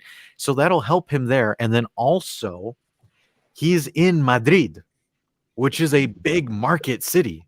It's not Real, where the entire world is on your back. Atletico has a lot less pressure. I think they do, because they're not they're expected to compete, but they're not expected to win La Liga. Same thing with the Champions League, right? If you're at Real Madrid, you're expected to win everything every season. At Barcelona, you're expected to be high on cocaine and hope that you can win La Liga. That's really kind of the expectations there. But with Moise Kean, it's a less strenuous or a less pressure situation where right now he is walking into a striker room where there is an open slot for him. There is an open slot for him. As much people, you might not believe it, but there is a possibility for him. His physicality that he has, that he's developed, will work wonders in Spain, because I don't know about y'all, but the people in La Liga are some soy boys when it comes to tackles and challenges. They do not like physical players because they can't handle them. Remember Diego Costa, physical guy, not really that crazy as far as skill-wise, dominated in Spain. I think it's a win-win. He goes to a quality team because, for example, if he were to go to some random team in France where no one's really going to notice, and then he comes back and everyone's like, oh, he went to Stade. That's why. Like, oh, yeah, he went here. Where it's like, if he goes to Atletico, does some consistent stuff with a worse version of Terror Ball, mind you, a worse Campionato. Super terror. And he does well. And he's going to a Champions League team, which... hopefully he knocks out Inter if he does move. Which I mean, how beautiful would that be? That would be a beauty. Awesome. He scores against Inter. I also think it's possible for Alvaro Morata to knock out score. Just give it to Inter, man. That's all we're asking as a Juventini is just knock them out, so I can troll my friends. That's all. Same here. I have so many.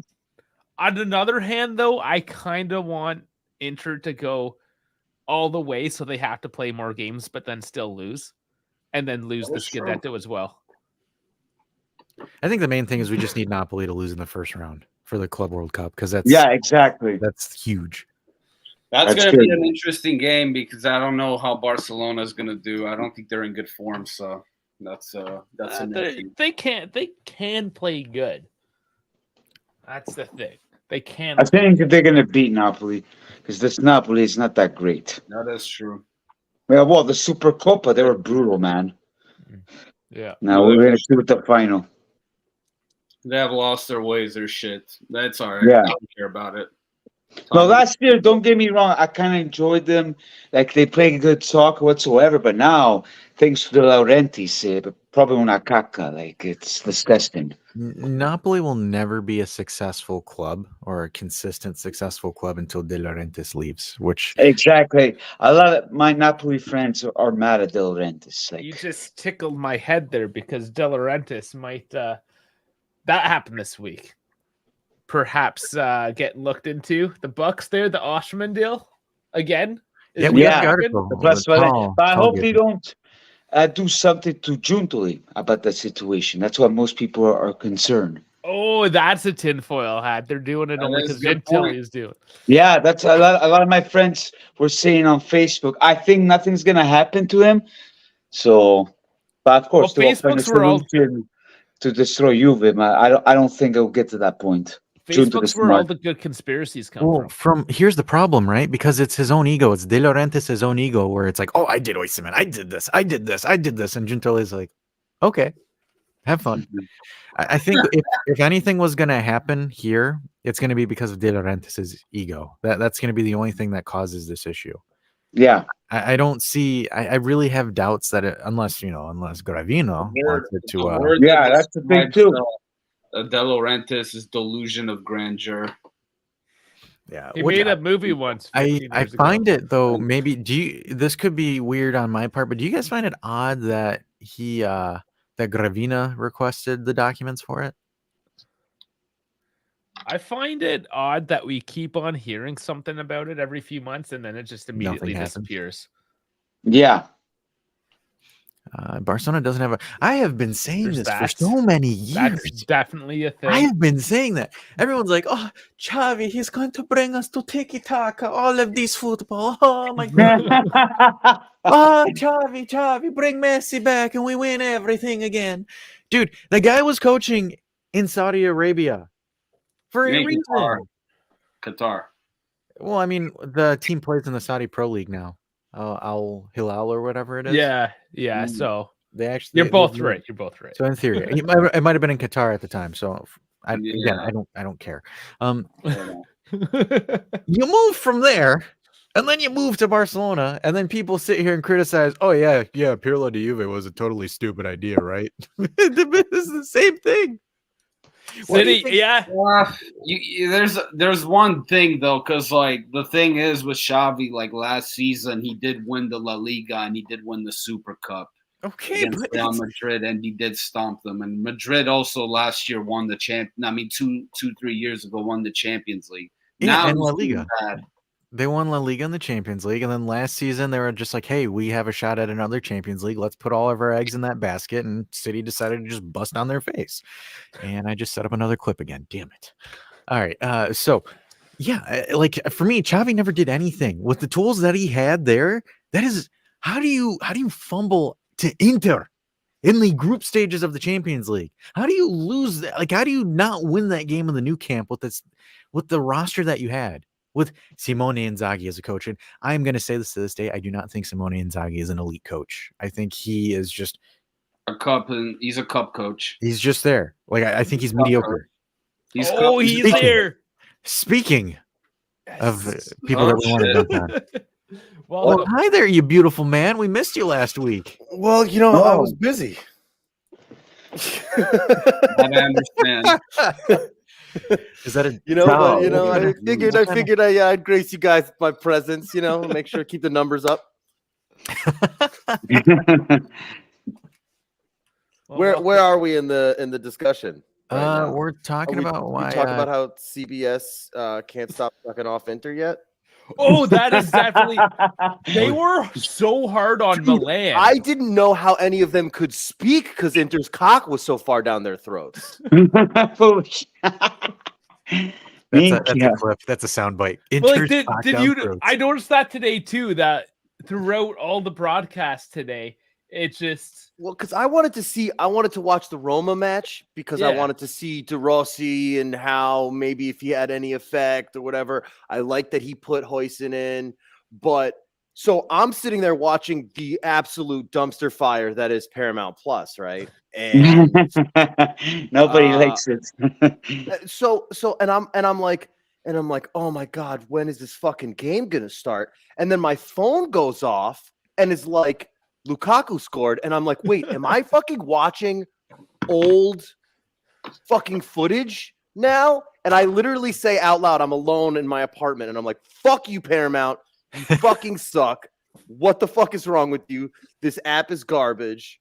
Fubo's done that to me live on stream where people are like, what minute are you at? And I'm like, the game started, and I have to like hit refresh. I'm like, oh my God, I missed 3 minutes. Yeah, sometimes these apps are brutal.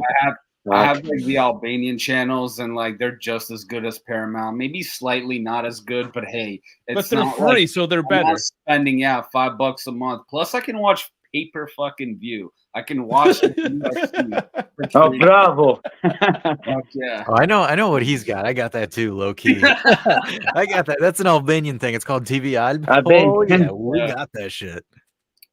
We take cars and we take streaming channels. That's what we do. So, Tal, you're the president, right? of I am the Empire State. president. I Nice to mean, meet you. You know, in name only. I say I'm the president, but I say Marcella's He's the my boss. figurehead. Yes, I heard He's about Marcel, but I heard about you the too as well. mouthpiece. So That's what I'm it from. is. No, I live in Vancouver, BC. I'm the president. Marcella was incredibly instrumental in getting the club started when we started in 2017, and has been incredibly instrumental ever since. And you know, we do our best to assist the new JOFCs as they come as best as we can. Yeah, because I've been sharing my videos on Facebook on your guys' group, the Juventus New York club. Empire State, yeah. Yeah, that's where I share my videos. I'm with the Juventus Club of Vancouver. My president is Pietro Nardone. Yes, I know Pietro very well. He's a great guy. Oh, he's number one. Nice. Then I had Joe Grow last week on my channel on my live. John also. Yeah. Well, it was a good amazing, show. and has done amazing things for the JOFC network in Oh yeah, he did a wonderful North job. America. I mean, him and I It have was been honored. him and I have been trying to put together what has now become the North American coalition for like we were talking about this like 5 years ago, and it's happened only 2 years ago. So like it's very slow going. There's a lot of weird playing politics when it comes to working with Juve HQ, as I'm sure Dave and Dash are familiar with. And it's not always easy. It's a very like corporate structure that isn't always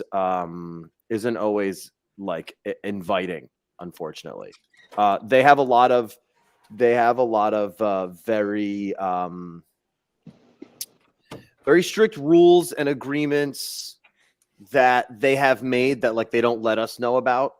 So like we don't know. Sometimes, you know, someone will make a t-shirt and they don't like it. So that t-shirt's got to get, you know, can't get sold anymore. So like, you know, the way we avoid a lot of that is we have our contact and we were like, hey, we want to make this t-shirt. Is that okay? And they're like, yes, it's okay. And we're like, cool, we're going to make it on pre-order now. Yeah, I had John on my show on Tuesday. Then I went to Los Angeles last year. I met the Hollywood president, Matteo, Giulio. So all great guys, all great guys. Oh, great! You know, Yeah, I get to speak with them at least once a month when we have our monthly meetings, or you know when Marcella lets me on those meetings. All right, guys. So how do we get into your secret club? You start a fan club. I mean, it's not really. It's not as much. It's not as glamorous as it seems. You know, but like if somebody wants to join Empire State, for instance, what do they have to do? Send an unsolicited dick pic to Tall. First off, you go to JuventusClubEmpireState.com. You sign up. You pay our, I believe our membership for new members is $65. And that comes with a membership bundle. Where do I go? Okay, this pin is part of this year's member bundle. This awesome enamel pin. These dinky ones were made a year ago. We didn't like those, so we went with an actual official 2-clip enamel pin. There's a little DOP kit, and then there's whatever garbage Juve sends us every year, which like I end up having and sitting on like so much of it because people are like, yeah, don't send me that like 12-ounce water bottle. I drink out of that coffee mug every morning. I have a Juve coffee mug also, like, but like, you know, it's not look, the best piece of Juve gear I have is the vest, but I made that myself. You know what I mean? So like, Yeah. and I have extra back patches for any members that want one. But it's really, you know, I think being part of the JOFC system is really important, especially if you want to go to games. Oh, I had a good trip last year. It was beautiful. Just because I mean, not only clicking up with Maurizio from around Turin, which allows you to have like the best on the ground experience. His company's awesome. But I think that being a JOFC member makes the ticket buying process a lot more seamless and a lot more guaranteed. Because we own our own stadium, we have all the rights to the ticket sales at home games. So, like, I think tickets go on sale typically for regular Serie A matches 2 weeks prior. JOFCs get pre-sale access. Like, we'll get an email that will say, like, okay, you know, Juve Genoa tickets are open. Who wants to go? So, like, we get priority access to picking seats. No section of the stadium is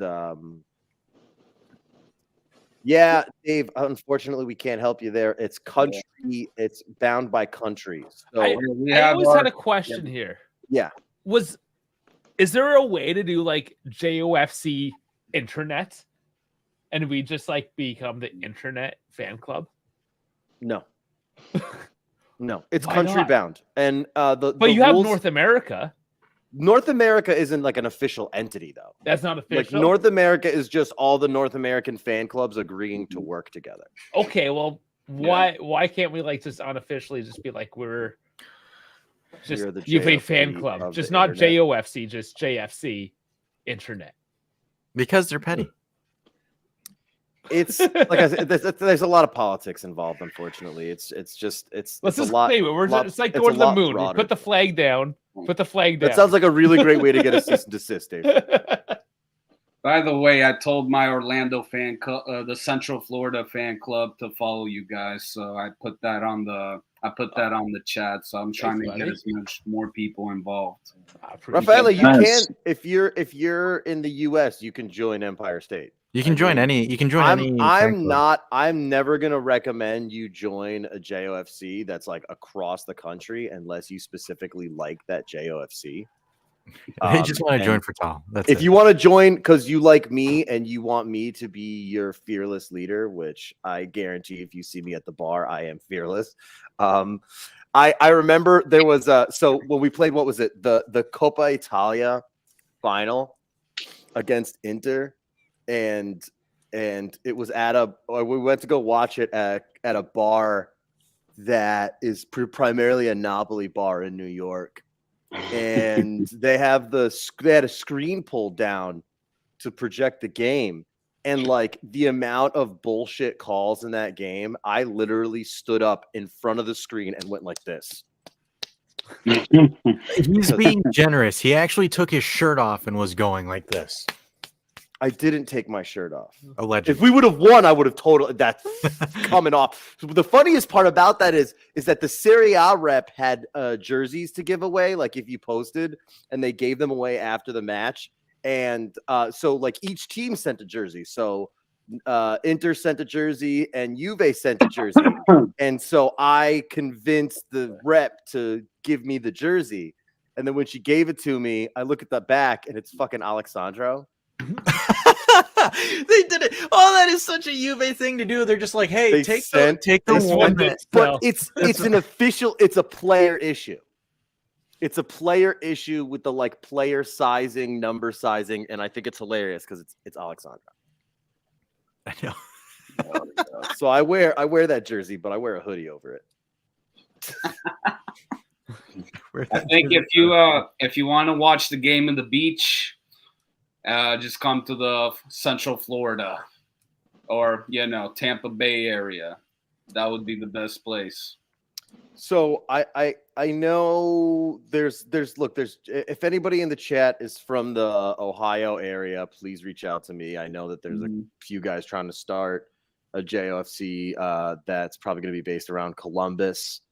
But it's growing. It's growing. I mean, we're always getting more and more people to contact the JOFC network. Also, it's really easy to find the JOFCs on the Juve website. It's under like the fans section, and then you can find each individual one by the area. Here, if I can maybe let me see if I can pull it up on my second screen here, and then maybe I can share it with one of I'll share it in the chat so you guys can show it. eBay.com, not in Italian, whatever. Yeah, people are saying they have like hours away. My closest one is Toronto as well, and that's 4 hours away from me. So, I mean, like it's same sort of idea, right? Yeah, and so That's why we need JOFC internet for the rest of us, just like we have Festivus for the rest of us. Well, so I wouldn't even say that. I would say, you know, if you're outside, the idea is to build. It really is a community building tool. I mean, I have my own opinions on how Juve should regard it and where they should allocate funding that I will not express on a live. But you trying to not get canceled? well, you know what I mean. Like I said, I gotta play the politics of it. And it is what it is. Of course. But here, if you guys want to share this link, you can see all of the JOFCs by area. And so we've got members of our JOFC that extend, you know, so there's people that are from New York and they've moved around. Currently, there are like 3 in the New York area. There is Empire State. There is the Brooklyn fan club, which is technically referred to as New York. And then there is Westchester. And so, like, you know, the guys from Westchester are cool. They're mostly Bronx based. The Brooklyn guys are a bunch of guys that like meet at like a fan club, like an old school Italian style, like social club kind of thing. And I tried to join their JOFC many, many moons ago, and they would never get back to me. And so I decided that I was tired of that, and we went and started our own. I know how I don't know how we got on this like long JOFC monologue, but Are you gonna Where share? are you guys you kept based saying you're in? gonna share. I your shared the link in the What private is your- chat so you guys can see it. Oh, I So thought you what were if gonna you share guys your could pull it up? screen. No, Hey, share Wait, your screen. hey Cal, one I don't question. shit show. Where are you? Where is Empire State like based in? Like what So part we of- have an actual location that we meet, and it's the reason that we're Empire State and that our symbol is the Empire State Building is because we meet right across the street from the Empire State Building. So our bar is called Legends. okay, And Manhattan. I heard about that. it's in Manhattan, and it is Perfect. it is on 33rd Street between 5th and Broadway. And what's really cool is that because there's a lot of like Empire State Building based stuff, I actually have a patch that's right on the corner. Yeah. So you can see there's Brooklyn. And then if you click here, you'll see Presidente. That's your boy. Oh, there's his name. Turin Giants resident daddy. And so yeah, and I think it links directly. No, it doesn't, but you can send us a message directly through here. Oh, it's funny, it has my last name as my first name. That's stupid. And you can send us a message through here, but we're super active on all of our socials. On most things, we are Juventus Club Empire State. So we're available to be, you know, reached through that. I think that's our handle on Twitter, Instagram. It's X now, right? We have to say X. Do we have to say it though? No. Can we say Twitter? Yeah, sure. I say Twitter. I say twatter most of the time. Yeah, there you go. Twatter. Because I don't Twitter. Yeah, no, you're good. For religious reasons. Should we dox Farhad? Oh, I already clicked on it because he decided to use his home address as Oh no, we decided to use we use the bar's address. And it yeah, was, because you know, that's smart. That's the smart. JOFC process, like it's gotten a lot easier. You know, when we had to become a JOFC, we actually had to start a nonprofit INC and have like bank accounts and shit. And Yeah, now they're just makes like, we just want our payments. We don't care who gets it. So like, there's like official Empire State debit cards that have no money on them. You know, so like I'm very protective over my JOFC specifically because also like it's a business that my social security is attached numbers attached to. yeah. And you may quickly realized why that wasn't really good for Americans, because you have to be a non-for-profit INC that fucking files taxes every year. Yeah. Yep. Of course. The bureaucracy. Yeah, but I mean, you know, Italians love bureaucracy. Don't let them fool you. Oh, of course. Don't let them think that. Don't think it's just the Germans. Okay, bread and it's just a butter. lot less organized. It'll be like, It's bread and butter. That's yes, what it we is. have your papers. Your name is Stephen Smith. Yes. No, that's not my name. Okay, we needed to get other papers. Maybe this one. John Smith. No. Okay, sorry. And that's kind of how Italian bureaucracy works. At least from my experience. Oh, that's great. That's fucking awesome. And that's my wife's passport. But yeah, other than that, you know, if anybody has anything, you know, I'm available. I'm only really on Instagram. Yeah, which is Toast Samson Batat, and you can hit me up. I'll talk to you. Sweet. Or you can hit How up are you? Dash, and I know Dash and I are friends on Instagram. I send him a lot of Albanian Yeah. memes. Sends me a lot of Um, memes. I just send I'm him like not sure. Albanian and WWE memes. 'Cause I'm like, this is WWE. Dash catered Nice. content. There is times where I'm at work and I get a DM from Tall and I'm like sitting there, should I open this with people around me? And I need to double check my volume. He 'Cause is sometimes he it's is hentai. it's, No, it's every time. Yeah, I know so many fucking tentacles. Holy shit. yeah. So hey, you're here. Where were we so- in the conversation before I so- showed up though? I mean, we can open up by dunking on Paramount Plus, but I think that's just a dead horse at this point. Or we're Well, there- I is mean, there- look, because you were supposed to be here last week, but I think something pulled you away. So is there something that you want to get off your chest? I was hanging out with my brother. So not really. I mean, like, look, you know, Paramount Plus kind of, you know, choking on Merdakak. It makes sense. Like let's not like let's not how the one went over your heads for a little bit. Don't worry, guys. Keep up. You guys got it. I believe in you. So I get it. Like any team that has been built by Beppe Marotta, you know what I mean, for the amount of years that he's been at Inter, like, as of course they're gonna operate like a well-oiled machine. You know what I mean?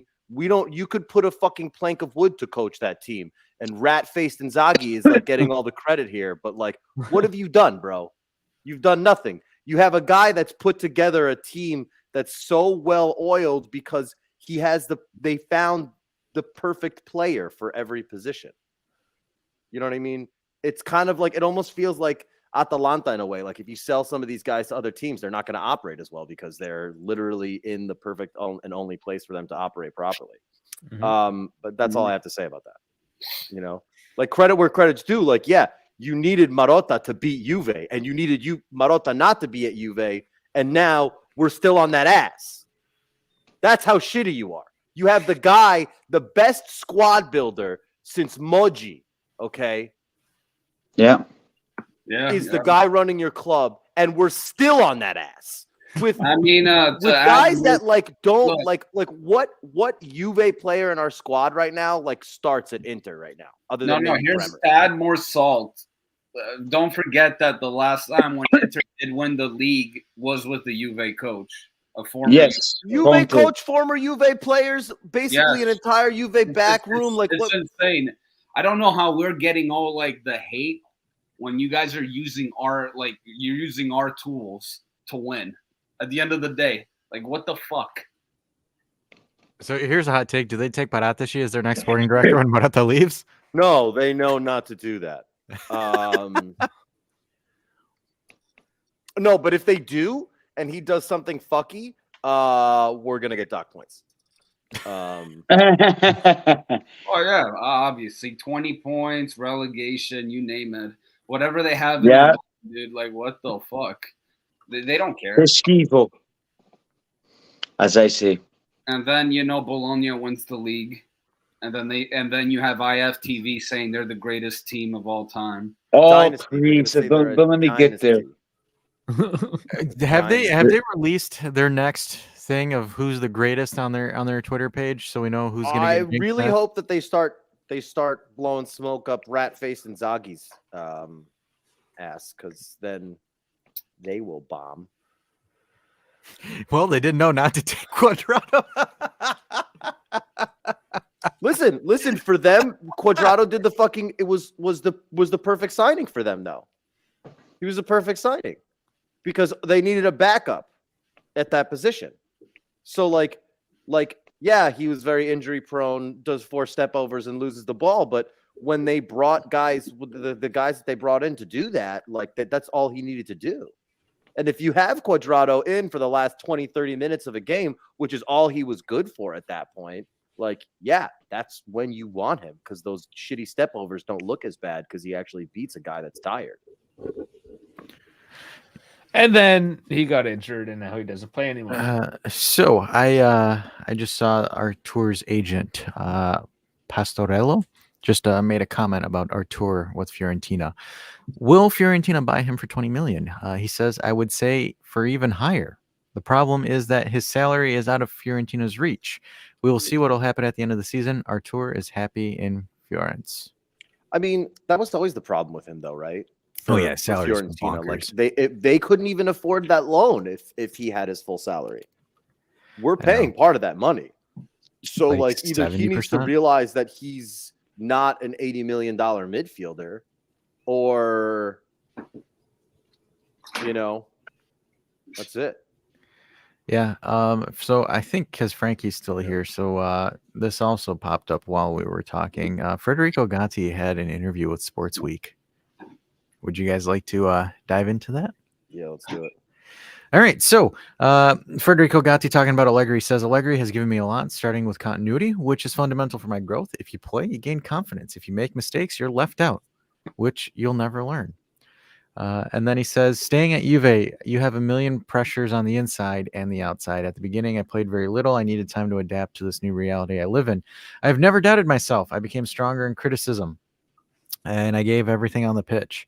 Gatti, winning over the fans, it's because how I play on the pitch. I make mistakes just like everyone else, but these mistakes, what make me grow. Through the difficulties, you become stronger. In today's world, one mistake, and the social media comes after you. They come after your ass. But in his defense, his mistakes are kind of stupid, really, really stupid.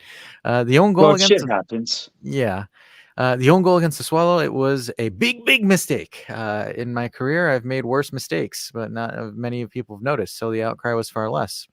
I was disappointed for my teammates because they're the most important to me. I felt that I let them down. One thing I need to improve is my reaction to defeats. When I lose, the whole world falls down on me. For me, there is nothing worse than a defeat. I hate it. And how do I fix my mistakes? By rewatching the match with the coaches and more experienced players like Danilo to understand how to position myself better and grow with every detail. And he says, my first day at Juve, actually it was over 2 days. The first day I signed, went back to Frosinone on loan, and that was January 1st, 0 degrees, and I turned up only in a t-shirt because I had so much adrenaline. I met Bonucci and Delit and Dusan in the gym. He's such a fucking fanboy. It's hilarious. And then he says, Dusan, we have a strong bond. We have a lot of mutual respect for each other. We're quite similar in personalities. He is decisive and determined. I love his winning mentality. With him, there are no ulterior motives. We walk through the fire together. And that was his interview. More like he Grande Gatti, my paesano. He carries Dusan through the fire. He carries Dusan on his shoulders. I mean, Well, I like the comment he made about like the fans were like criticizing him, but I don't think a lot of fans are criticizing him that bad.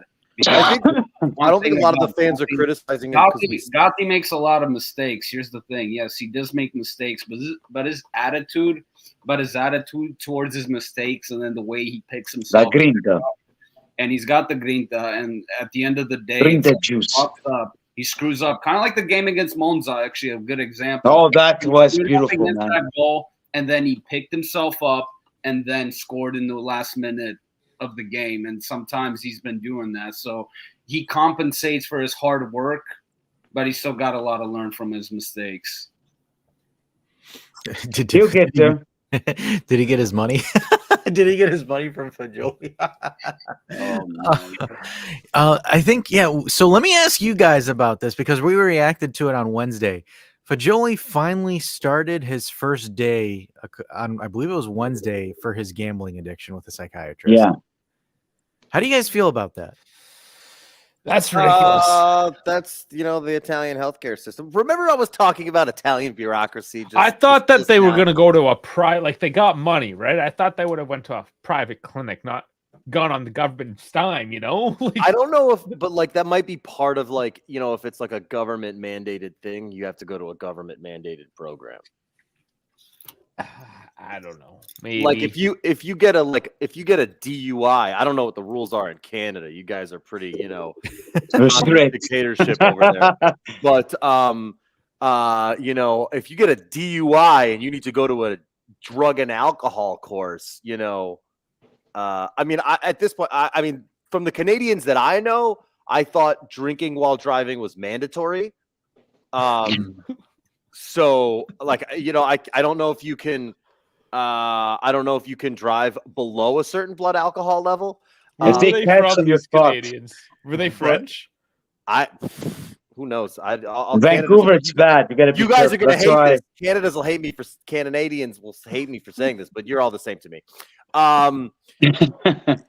And so where was I going with this? DUI. If you get a DUI, I mean, you go to a government mandated thing. They're not going to make you go to like, you're going to have to go pay to go to rehab now. Like they'll put you in a government mandated thing. Maybe afterwards he can see that. And I'm sure he's been seeing a psychologist beforehand, but like, I don't know if that's not super sexy to advertise that. And I'm sure Juve's doing the best to keep him out of the press as much as possible. I mean, he kind of besmirched our name and still has a lot to make up for, even though he was kind of our golden boy last season. So the question is, how many bets do you think he's made so far during suspension? Oh, he's probably like in the locker room and he's like, yo, I got these two cockroaches. Let's see which one gets out of the circle first. You know what I mean? Like he's doing bets like offline, which like I guess that's cool.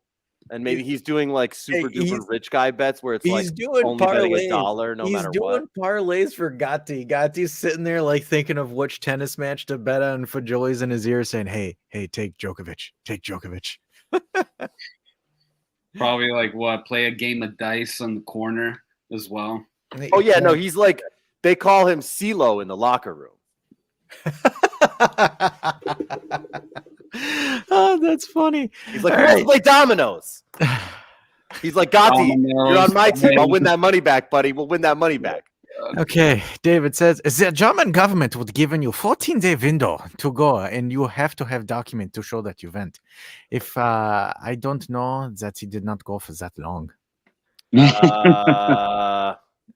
Dave, you have a very intimate knowledge of getting a DUI over there, bud. No, well, we have another guy with intimate knowledge. Yeah. Well, yeah, no, I was talking about Dave, German Dave. I read the No, comment. No, this and then guy. LJJ says that when I got arrested for a DUI. But was it a government mandated school or did you have to pay for it, LJJ? And then a DUI is worse than murder in Canada. Don't kid yourself. David says just 7 a day. LJJ said I watched an 8-hour movie with drunk drivers and it was the worst experience ever. Gompachiro says, is there gambling on cockfighting or dogfighting in Italy? It depends on if you're hosting the cockfights and dogfights. Then I would assume so. Yes. I would probably ask Reno because Reno probably has more knowledge than us. What is the gambling in Italy? The gambling? Yeah, what kind of gambling? Like what do they Mexicans, gamble like Mexico. on? Yeah, like Mexico has cockfighting. So like, is there something in Italy that they do? Do they use dogs or yeah? I'm not sure. I know with the horses, but the dogs, maybe it's been so long. I haven't been back. We're So talking about pure animal cruelty, Reno. yeah. Well, Talking about don't ask fighting. me Hey, for that. horse racing is pure animal cruelty if you actually look into it. Well, I that's thought it was horse that's fighting. only if you don't consider jockeys people.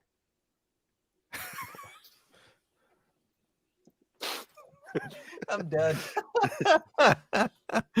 Oh man, David says law school, my brother. That is where I get my knowledge from.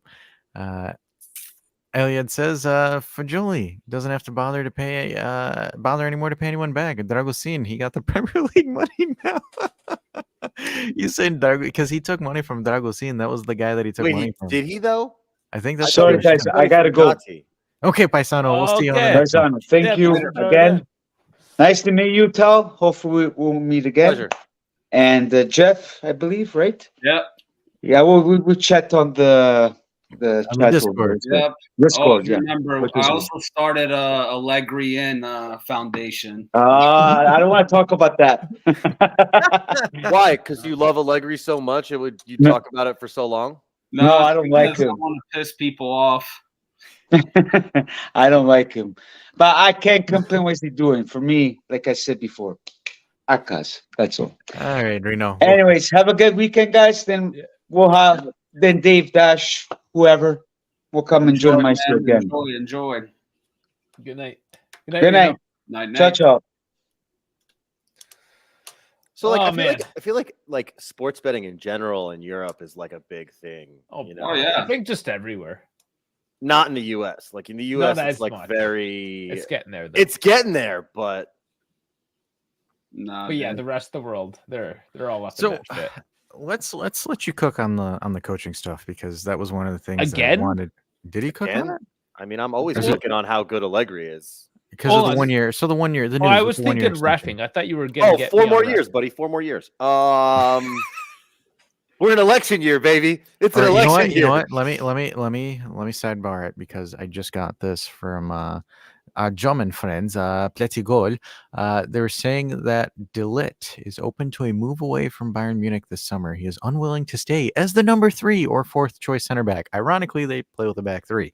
The German club would be willing to let him go this month in January for a top offer. So, any comments on Mr. De Ligt's fall from grace? Bayern is not I getting a remember- top offer. I vividly remember someone saying that Bayern pulled our pants down on that one and Yeah, me feeling too. like that was a really dumb take. And I feel like that take is now coming around full circle to smack that person square on their fucking chin. But That's so petty, and I love it. I'm Who- here for it. who am I? Who am I to say such things? Yeah, so now that 60 million that we got for him doesn't seem so fucking bad. 80. No, we didn't get 80 for him. We got 80 like for him. 63. No. I know it was 80. I It think was I was in 80? the 70s. 80. I thought it was in We the fleeced 70s. him for 80? There was 80. bonuses. that There's bum? bonuses. You know what? I'm gonna he's look it a- up right now. I'm he's a pretty bum. positive. I think it's in the 70s. Yeah, no, I agree, Toast. I think it was 70 plus bonuses. It was Yeah, I 70 think plus so. bonuses. Okay, so we were, split the difference there. He All right, broke and that's even. enough. Shut it. Okay, I'm sorry. Just yelling at dogs now. Going back to animal cruelty. Oh no, she's gonna get some animal cruelty when I'm getting off the stream. She's gonna go back to the pits. No, she's not. I love that. I No, love of her so course. much. She's my little baby darling. Yeah, 80 million right here. The Athletic. The deal has gone up to 80 million. Yeah, and you know what is hilarious is that Initially 70 plus 10 million in add-ons. yeah, that's So yeah, we That's a fleeced lot. It's a lot. fleeced him. Yeah. Looks like I think we Who- paid 85 though. yeah, but the thing is that his cost was amortized. Like, if you don't Yes, if you look at apply that. football accounting to the thing, like, what is it now? Like, if we were to sell Dusan, we would need to sell him for 40 million 40 to or make something. a profit. Yeah. So, like, I'm sorry. If you're making a profit on the books, I don't care how it like looks to you on paper that we need to sell a guy for more than we bought him. You realize that's like if you buy a car and then you put mileage on the car, it's not worth as much as when you bought it because you put mileage on it. But It's like going on eBay to try to buy used jeans that people are still selling for $200. it's like going on eBay to try to buy used sex toys. Okay, like I we're not think- doing that over here. if anything, guys, like Juve molested Bayern because they got that much money and they took Yildiz from them. Like they did both of that. Compachiro, I live in America. Okay, I'm dying for someone. Actually, where I live Yes, is like I'll go to jail for killing somebody in my house if they break in. No, you'd go to jail just for looking at them weird. No, this isn't Canada. It all depends where you're at, man. I guess Well, if if he's you live fucking far Florida- enough out in the boonies in Canada, it's really easy to hide a body, and the wildlife will take care of the rest. Yes. You can do that in Florida too. Yeah, Florida's a yeah, stand your yeah, ground the state, wildlife. bro. Somebody comes onto your property, you can shoot them if they're a fucking Jehovah's Witness. Dude, I'm literally a real estate agent, right? And they're telling me to knock on doors, and I told them, like, "Are you sure, bro? Like, what if just some lunatic comes in with a shotgun and just shoots me for no?" I would have a big foldable sign that says, "I am a real estate agent. I want Maybe to give more That you would get him money." shot. More Please reason, don't more kill reason, me. no, more reason for me to get shot. God knows what these lunatics will do. I hate Probably those think I'm a legion goddamn person. goddamn realtors. One of them goddamn realtors fucked my wife last week. Gosh damn realtor. Shoot that Man, goddamn realtor right in the goddamn face. That man, he came in there with that Toyota Corolla with that Gucci looking suit, like that fancy suit. Came in there, took my missus, and she was gone. I never saw her again. Sounds like the story in the Villages. First off, They have like codes with loofahs where what like I would remove one of these, not the canine, just the incisor right here, and then like one on the bottom, and then I think just smoke a touch of meth before you go see him. Just a sprinkle, not enough to get you hooked, but just enough for you to go, "Wow, I get why people get addicted to this stuff." You know what I mean? And then I think you're fine. Where were we with the questions? Dash. So, all right. So we're going back to reality. Let's put down the pipe. So with the whole Delit stuff, I saw some stuff on X where people are like at Juve, like, "Oh, I would take him in a heartbeat." Why? Why? not really. First off, he's probably would be incredibly toxic to the locker room. He's one of the only two players that have like really kind of thrown digs at Allegri. In reality, like it's really just Bonucci and Delict who said he wanted to play a more attacking style of football, and it's like, bro, how about play any football? Dude, can I add one fucking thing Go with cook, Delict? cook, Like, Jeff. despite of Delict being a pro volleyball player, because I think he's a really good volleyball player, I felt like his best year at Juve was under Allegri compared to the other 2 years. Like, I don't understand that. That does not make any sense. Like, how can he throw dig at Allegri when he played the best? Like, his last year at Juve was his best year. I don't understand. Yeah, I don't understand how any center back is complaining about being coached under Allegri. Like, if you're a center back and you have Allegri as your coach, it's like hitting the jackpot. It's like being a center back and having Mourinho as your coach. Like, you're gonna play in a position where you are gonna be one of the keys to a team, and the fact that, like, again, you're a professional at this. You can't adapt your game, and you're blaming everyone else for it. Like, that's your fault. You know what it is? I'm going to get back to what we were speaking earlier in the stream where it happens. I think these younger players are getting pampered too much. We paid 80 million to get Delict, and I think that got in his head. I think it goes with a lot of players. It gets the ego gets in their head, and they start thinking they're above the team, and probably what happened with Delict going to Bayern. But I think if Delict decides to beg Juve back, I only have one thing for him.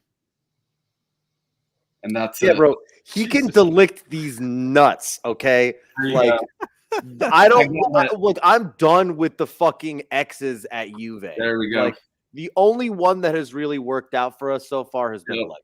The problem with Delict coming back to Juve, because like here's the issue, right? When you tell people, okay, why do you want him back? Oh, I think him and Bremer would be an amazing pairing. He doesn't want to be paired with Bremer. He wants to be the main guy. But also, him and Bremer do the same fucking thing, and Bremer does it better. You can't Exactly. have him with Bremer. That's like having Chiellini with Chiellini. That would never work. But Delic can give a really good through ball. No, he can't. No, he can't. He sucks. But he's a good volleyball player. I really do think that. Like he is a really good volleyball player. Yeah, but Yes. I mean, in a country that is known to have the tallest people in the world, he's too short for that. I mean, they got fucking 7'3" fucking Nordic aliens over there in fucking Asgard. Netherlands. Yeah, You know from what I mean? Asgard. So like, what are we talking about here? Like, you know what I mean? Like, yeah, it's like fucking what is it? Like I don't understand it because like you'll ask them, okay, why do you think you should come back? Oh well, because him and. All right, so the I don't know. Does he problem want to is, play left back? yeah, does he want to play left back, right Yeah. back, midfielder, striker? I was thinking he can warm the bench. That's We first already off. have Pinsolio though, and we're gonna get Rugani is Bernardeschi for that. much better at warming the benches. It I seems agree like. with that. Yeah, so I we think have to- Rugani's been playing better than Delict anyway. So I would Yeah. say Rugani in the last 18 months has had better performances than Delict did over his entire Juve career. And if people want to come at me for saying that, they can, because I don't really give a shit. But it is what it is, and I think that Rugani has the ability to become like kind of the next Barzali in a way of like, we got him much older in his career. Everyone thought he was kind of washed up, and now he is killing it. Yeah, it's pretty much that trajectory in a sense, right? But I don't understand just the sense of like I don't know, like oh I don't want Pogba coming back, but hell yeah, I'll take Delit in a heartbeat. See, the thing That is that is like pretty good. I Yeah. see the Pogba criticism, right? Like, he's on way too high a wages, right? Delit's And- gonna command that too. Who fucking cares? Right. For argument's sake, right? Like, as much as I would love to have Pogba on the pitch, and I think he would be the perfect like number 8 that we're actually missing in this team. It doesn't make sense. It doesn't make sense with his wages. Yes, is he the best midfielder in the league if he chopped one of his legs off and played with a peg leg? By far. Okay, but his availability is garbage. Even if he comes back, how long is it going to take him to be match available, right? Because, and again, I mean, it's an argument that the Empire State like group chat has a lot of, like whether to bring him back and whether not. Like, his talent is undeniable, his skill is undeniable. He has zero. His availability is shit, and his wages are super high. So, like, just on the shit availability and the wages being super high, like, that's a no. I would say under 2 conditions, I would bring Pogba back. He needs to lower his wages and have a contract under a prove-it deal, and probably like we're only going to be able to use him like on the bench for a little bit until he starts getting match fit again. Which honestly, sure, but I mean, if you have Pogba in this squad, right? Like, what's to say that look, I'm happy with where things are right now. Yeah. And so, as much as I would love to have a top talent available in the team, Toast, what are you doing? A top talent available in the team. I would much rather take somebody that fits the system than just any top talent, right? So right now, does he fit the system? I mean, yes, he's played under Allegri. Allegri is arguably the best coach for him, but where is he now? There's too many variables I think for anybody to want to bet on him. You know what I mean? I think he does. I think at least with Juve, I think Allegri can put him in.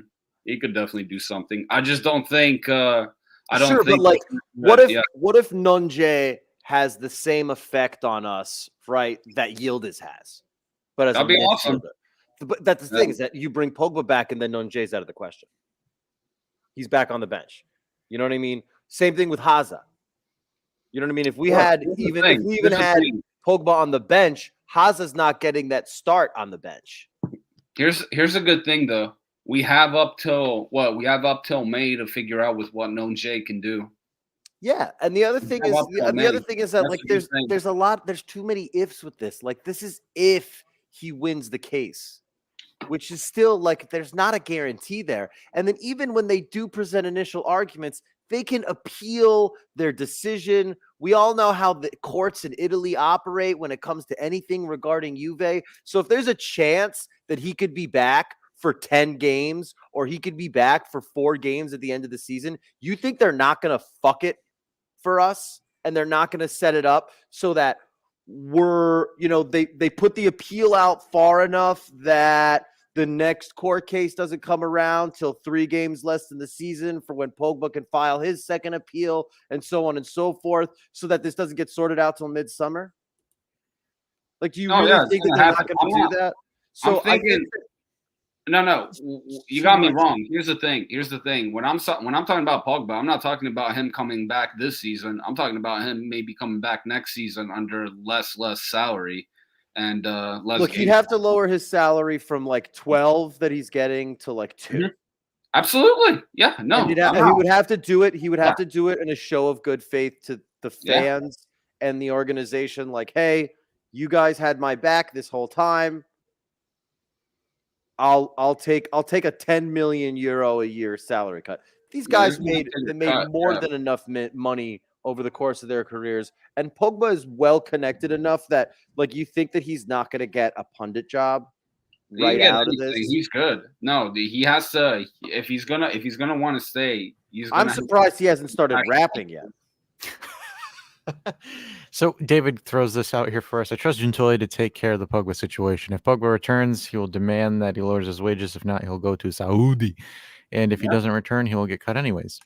Vlad says, can you cut a man, though, if he comes back innocent? No. Twitter can. No, you can't.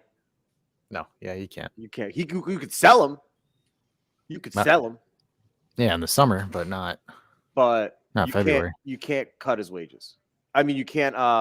And we might even have to. We might even have to give him back pay. Yeah. We might even have to give him back pay. Like right now, he's on like minimum wage, technically. Yeah. Just so he could feed his kids. Because it's not like he wasn't made of money before. He's making Adidas money. Oh, it's just the labor laws. Yeah, but we would probably owe him back pay. So Dave also says it's not an Italian incident because it went to WADA. Okay. It will go to the highest instances because it happened on EU ground. The highest instances that the European Court of Law. So Italy can't technically F us. Yeah, that is true. And because Europe has been so fair to us in the past.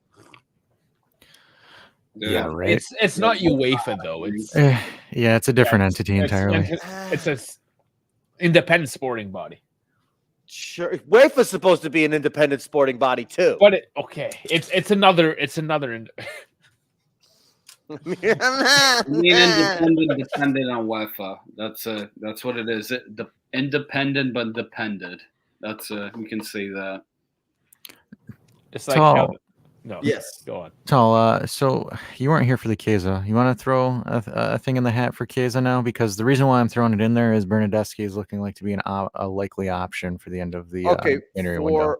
For Chiesa, remember all the criticism we were giving Dusan? Yeah.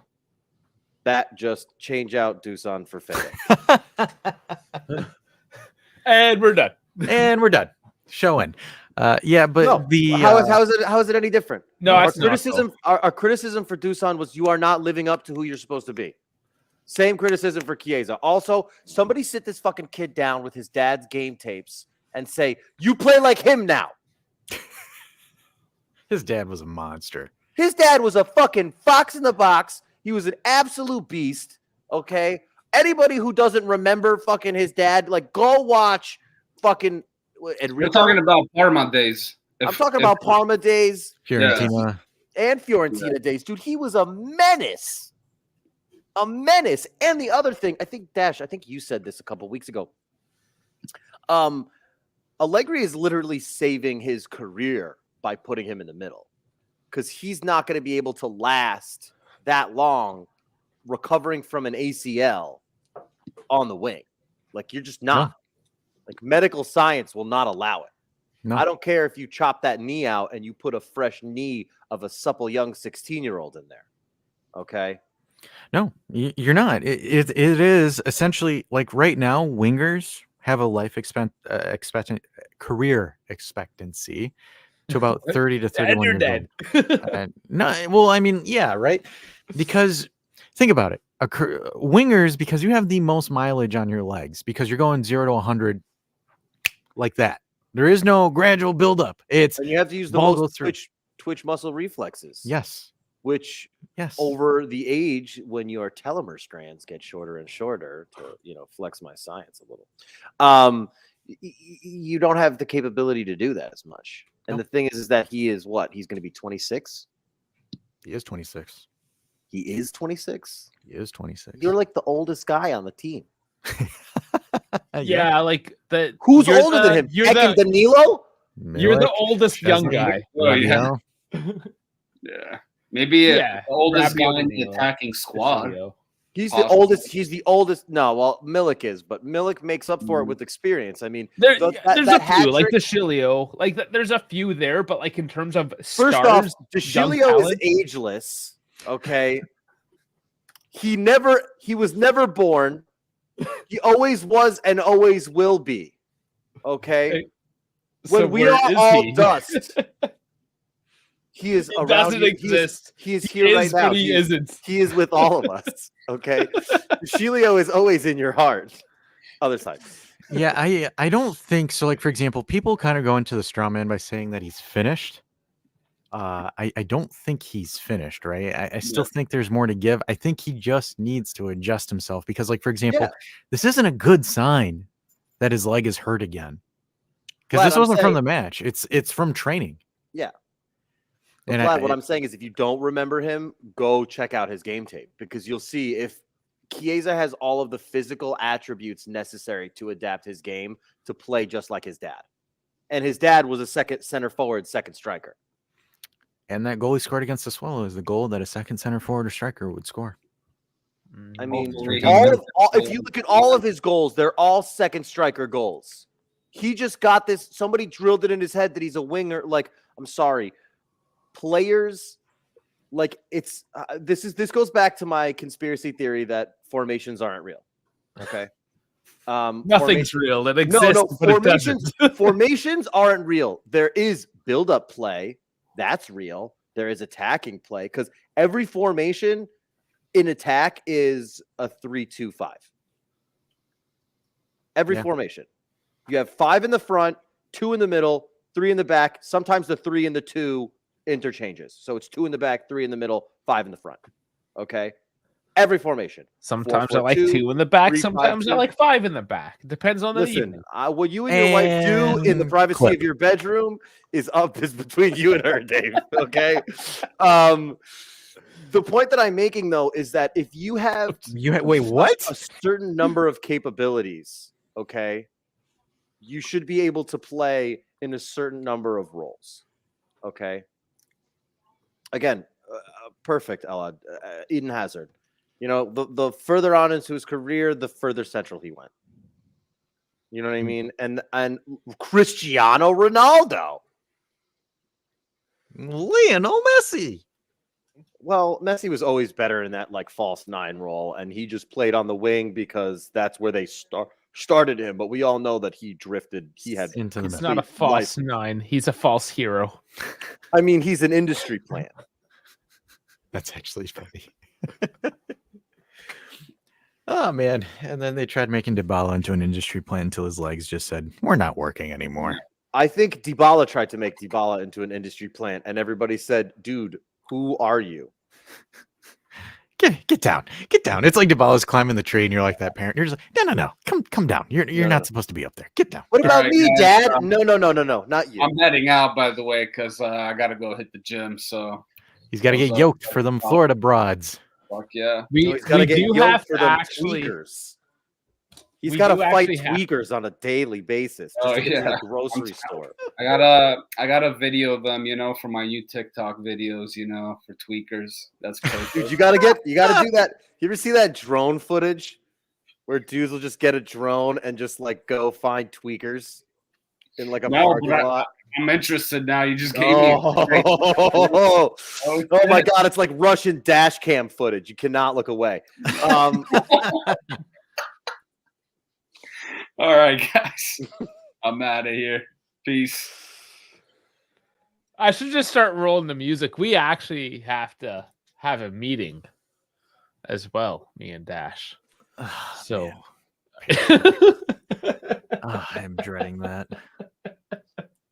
What does that even mean? Oh, We have to have a meeting. We'll tell you backstage. Oh, Jesus Christ! Do I want to know? Yeah. All right, roll the music. All right, let's roll it. We're Let's at ask Screw it, all more right. questions about your fuck it, who cares? Alrighty, everybody. Thanks for tuning into this call-in show, 2-hour episode again. Obviously, check us tomorrow for the Lecce match. We'll be doing the. I had so much fun. The game hasn't even started. Okay. That's tomorrow. It's a whole other day tomorrow of It's shenanigans. just one more sleep, Dave. It's okay. You're gonna make it. That's you're learning, buddy. And then after that, we'll film something similar to a day after pod, where it's just Dave and myself recapping the weekend and the game itself. And then obviously Wednesday, Tinfoil Hat Show, which, according to you guys, has been quite popular lately. So we have been breaking view records, we are breaking likes record, we are breaking comments records. So again, obviously every Wednesday at 5:30, Tinfoil Hat Show, and we will probably read some articles that Tal sent us about it as well. And we'll catch you on the next one. And make sure you like this if you haven't yet. One more sleep.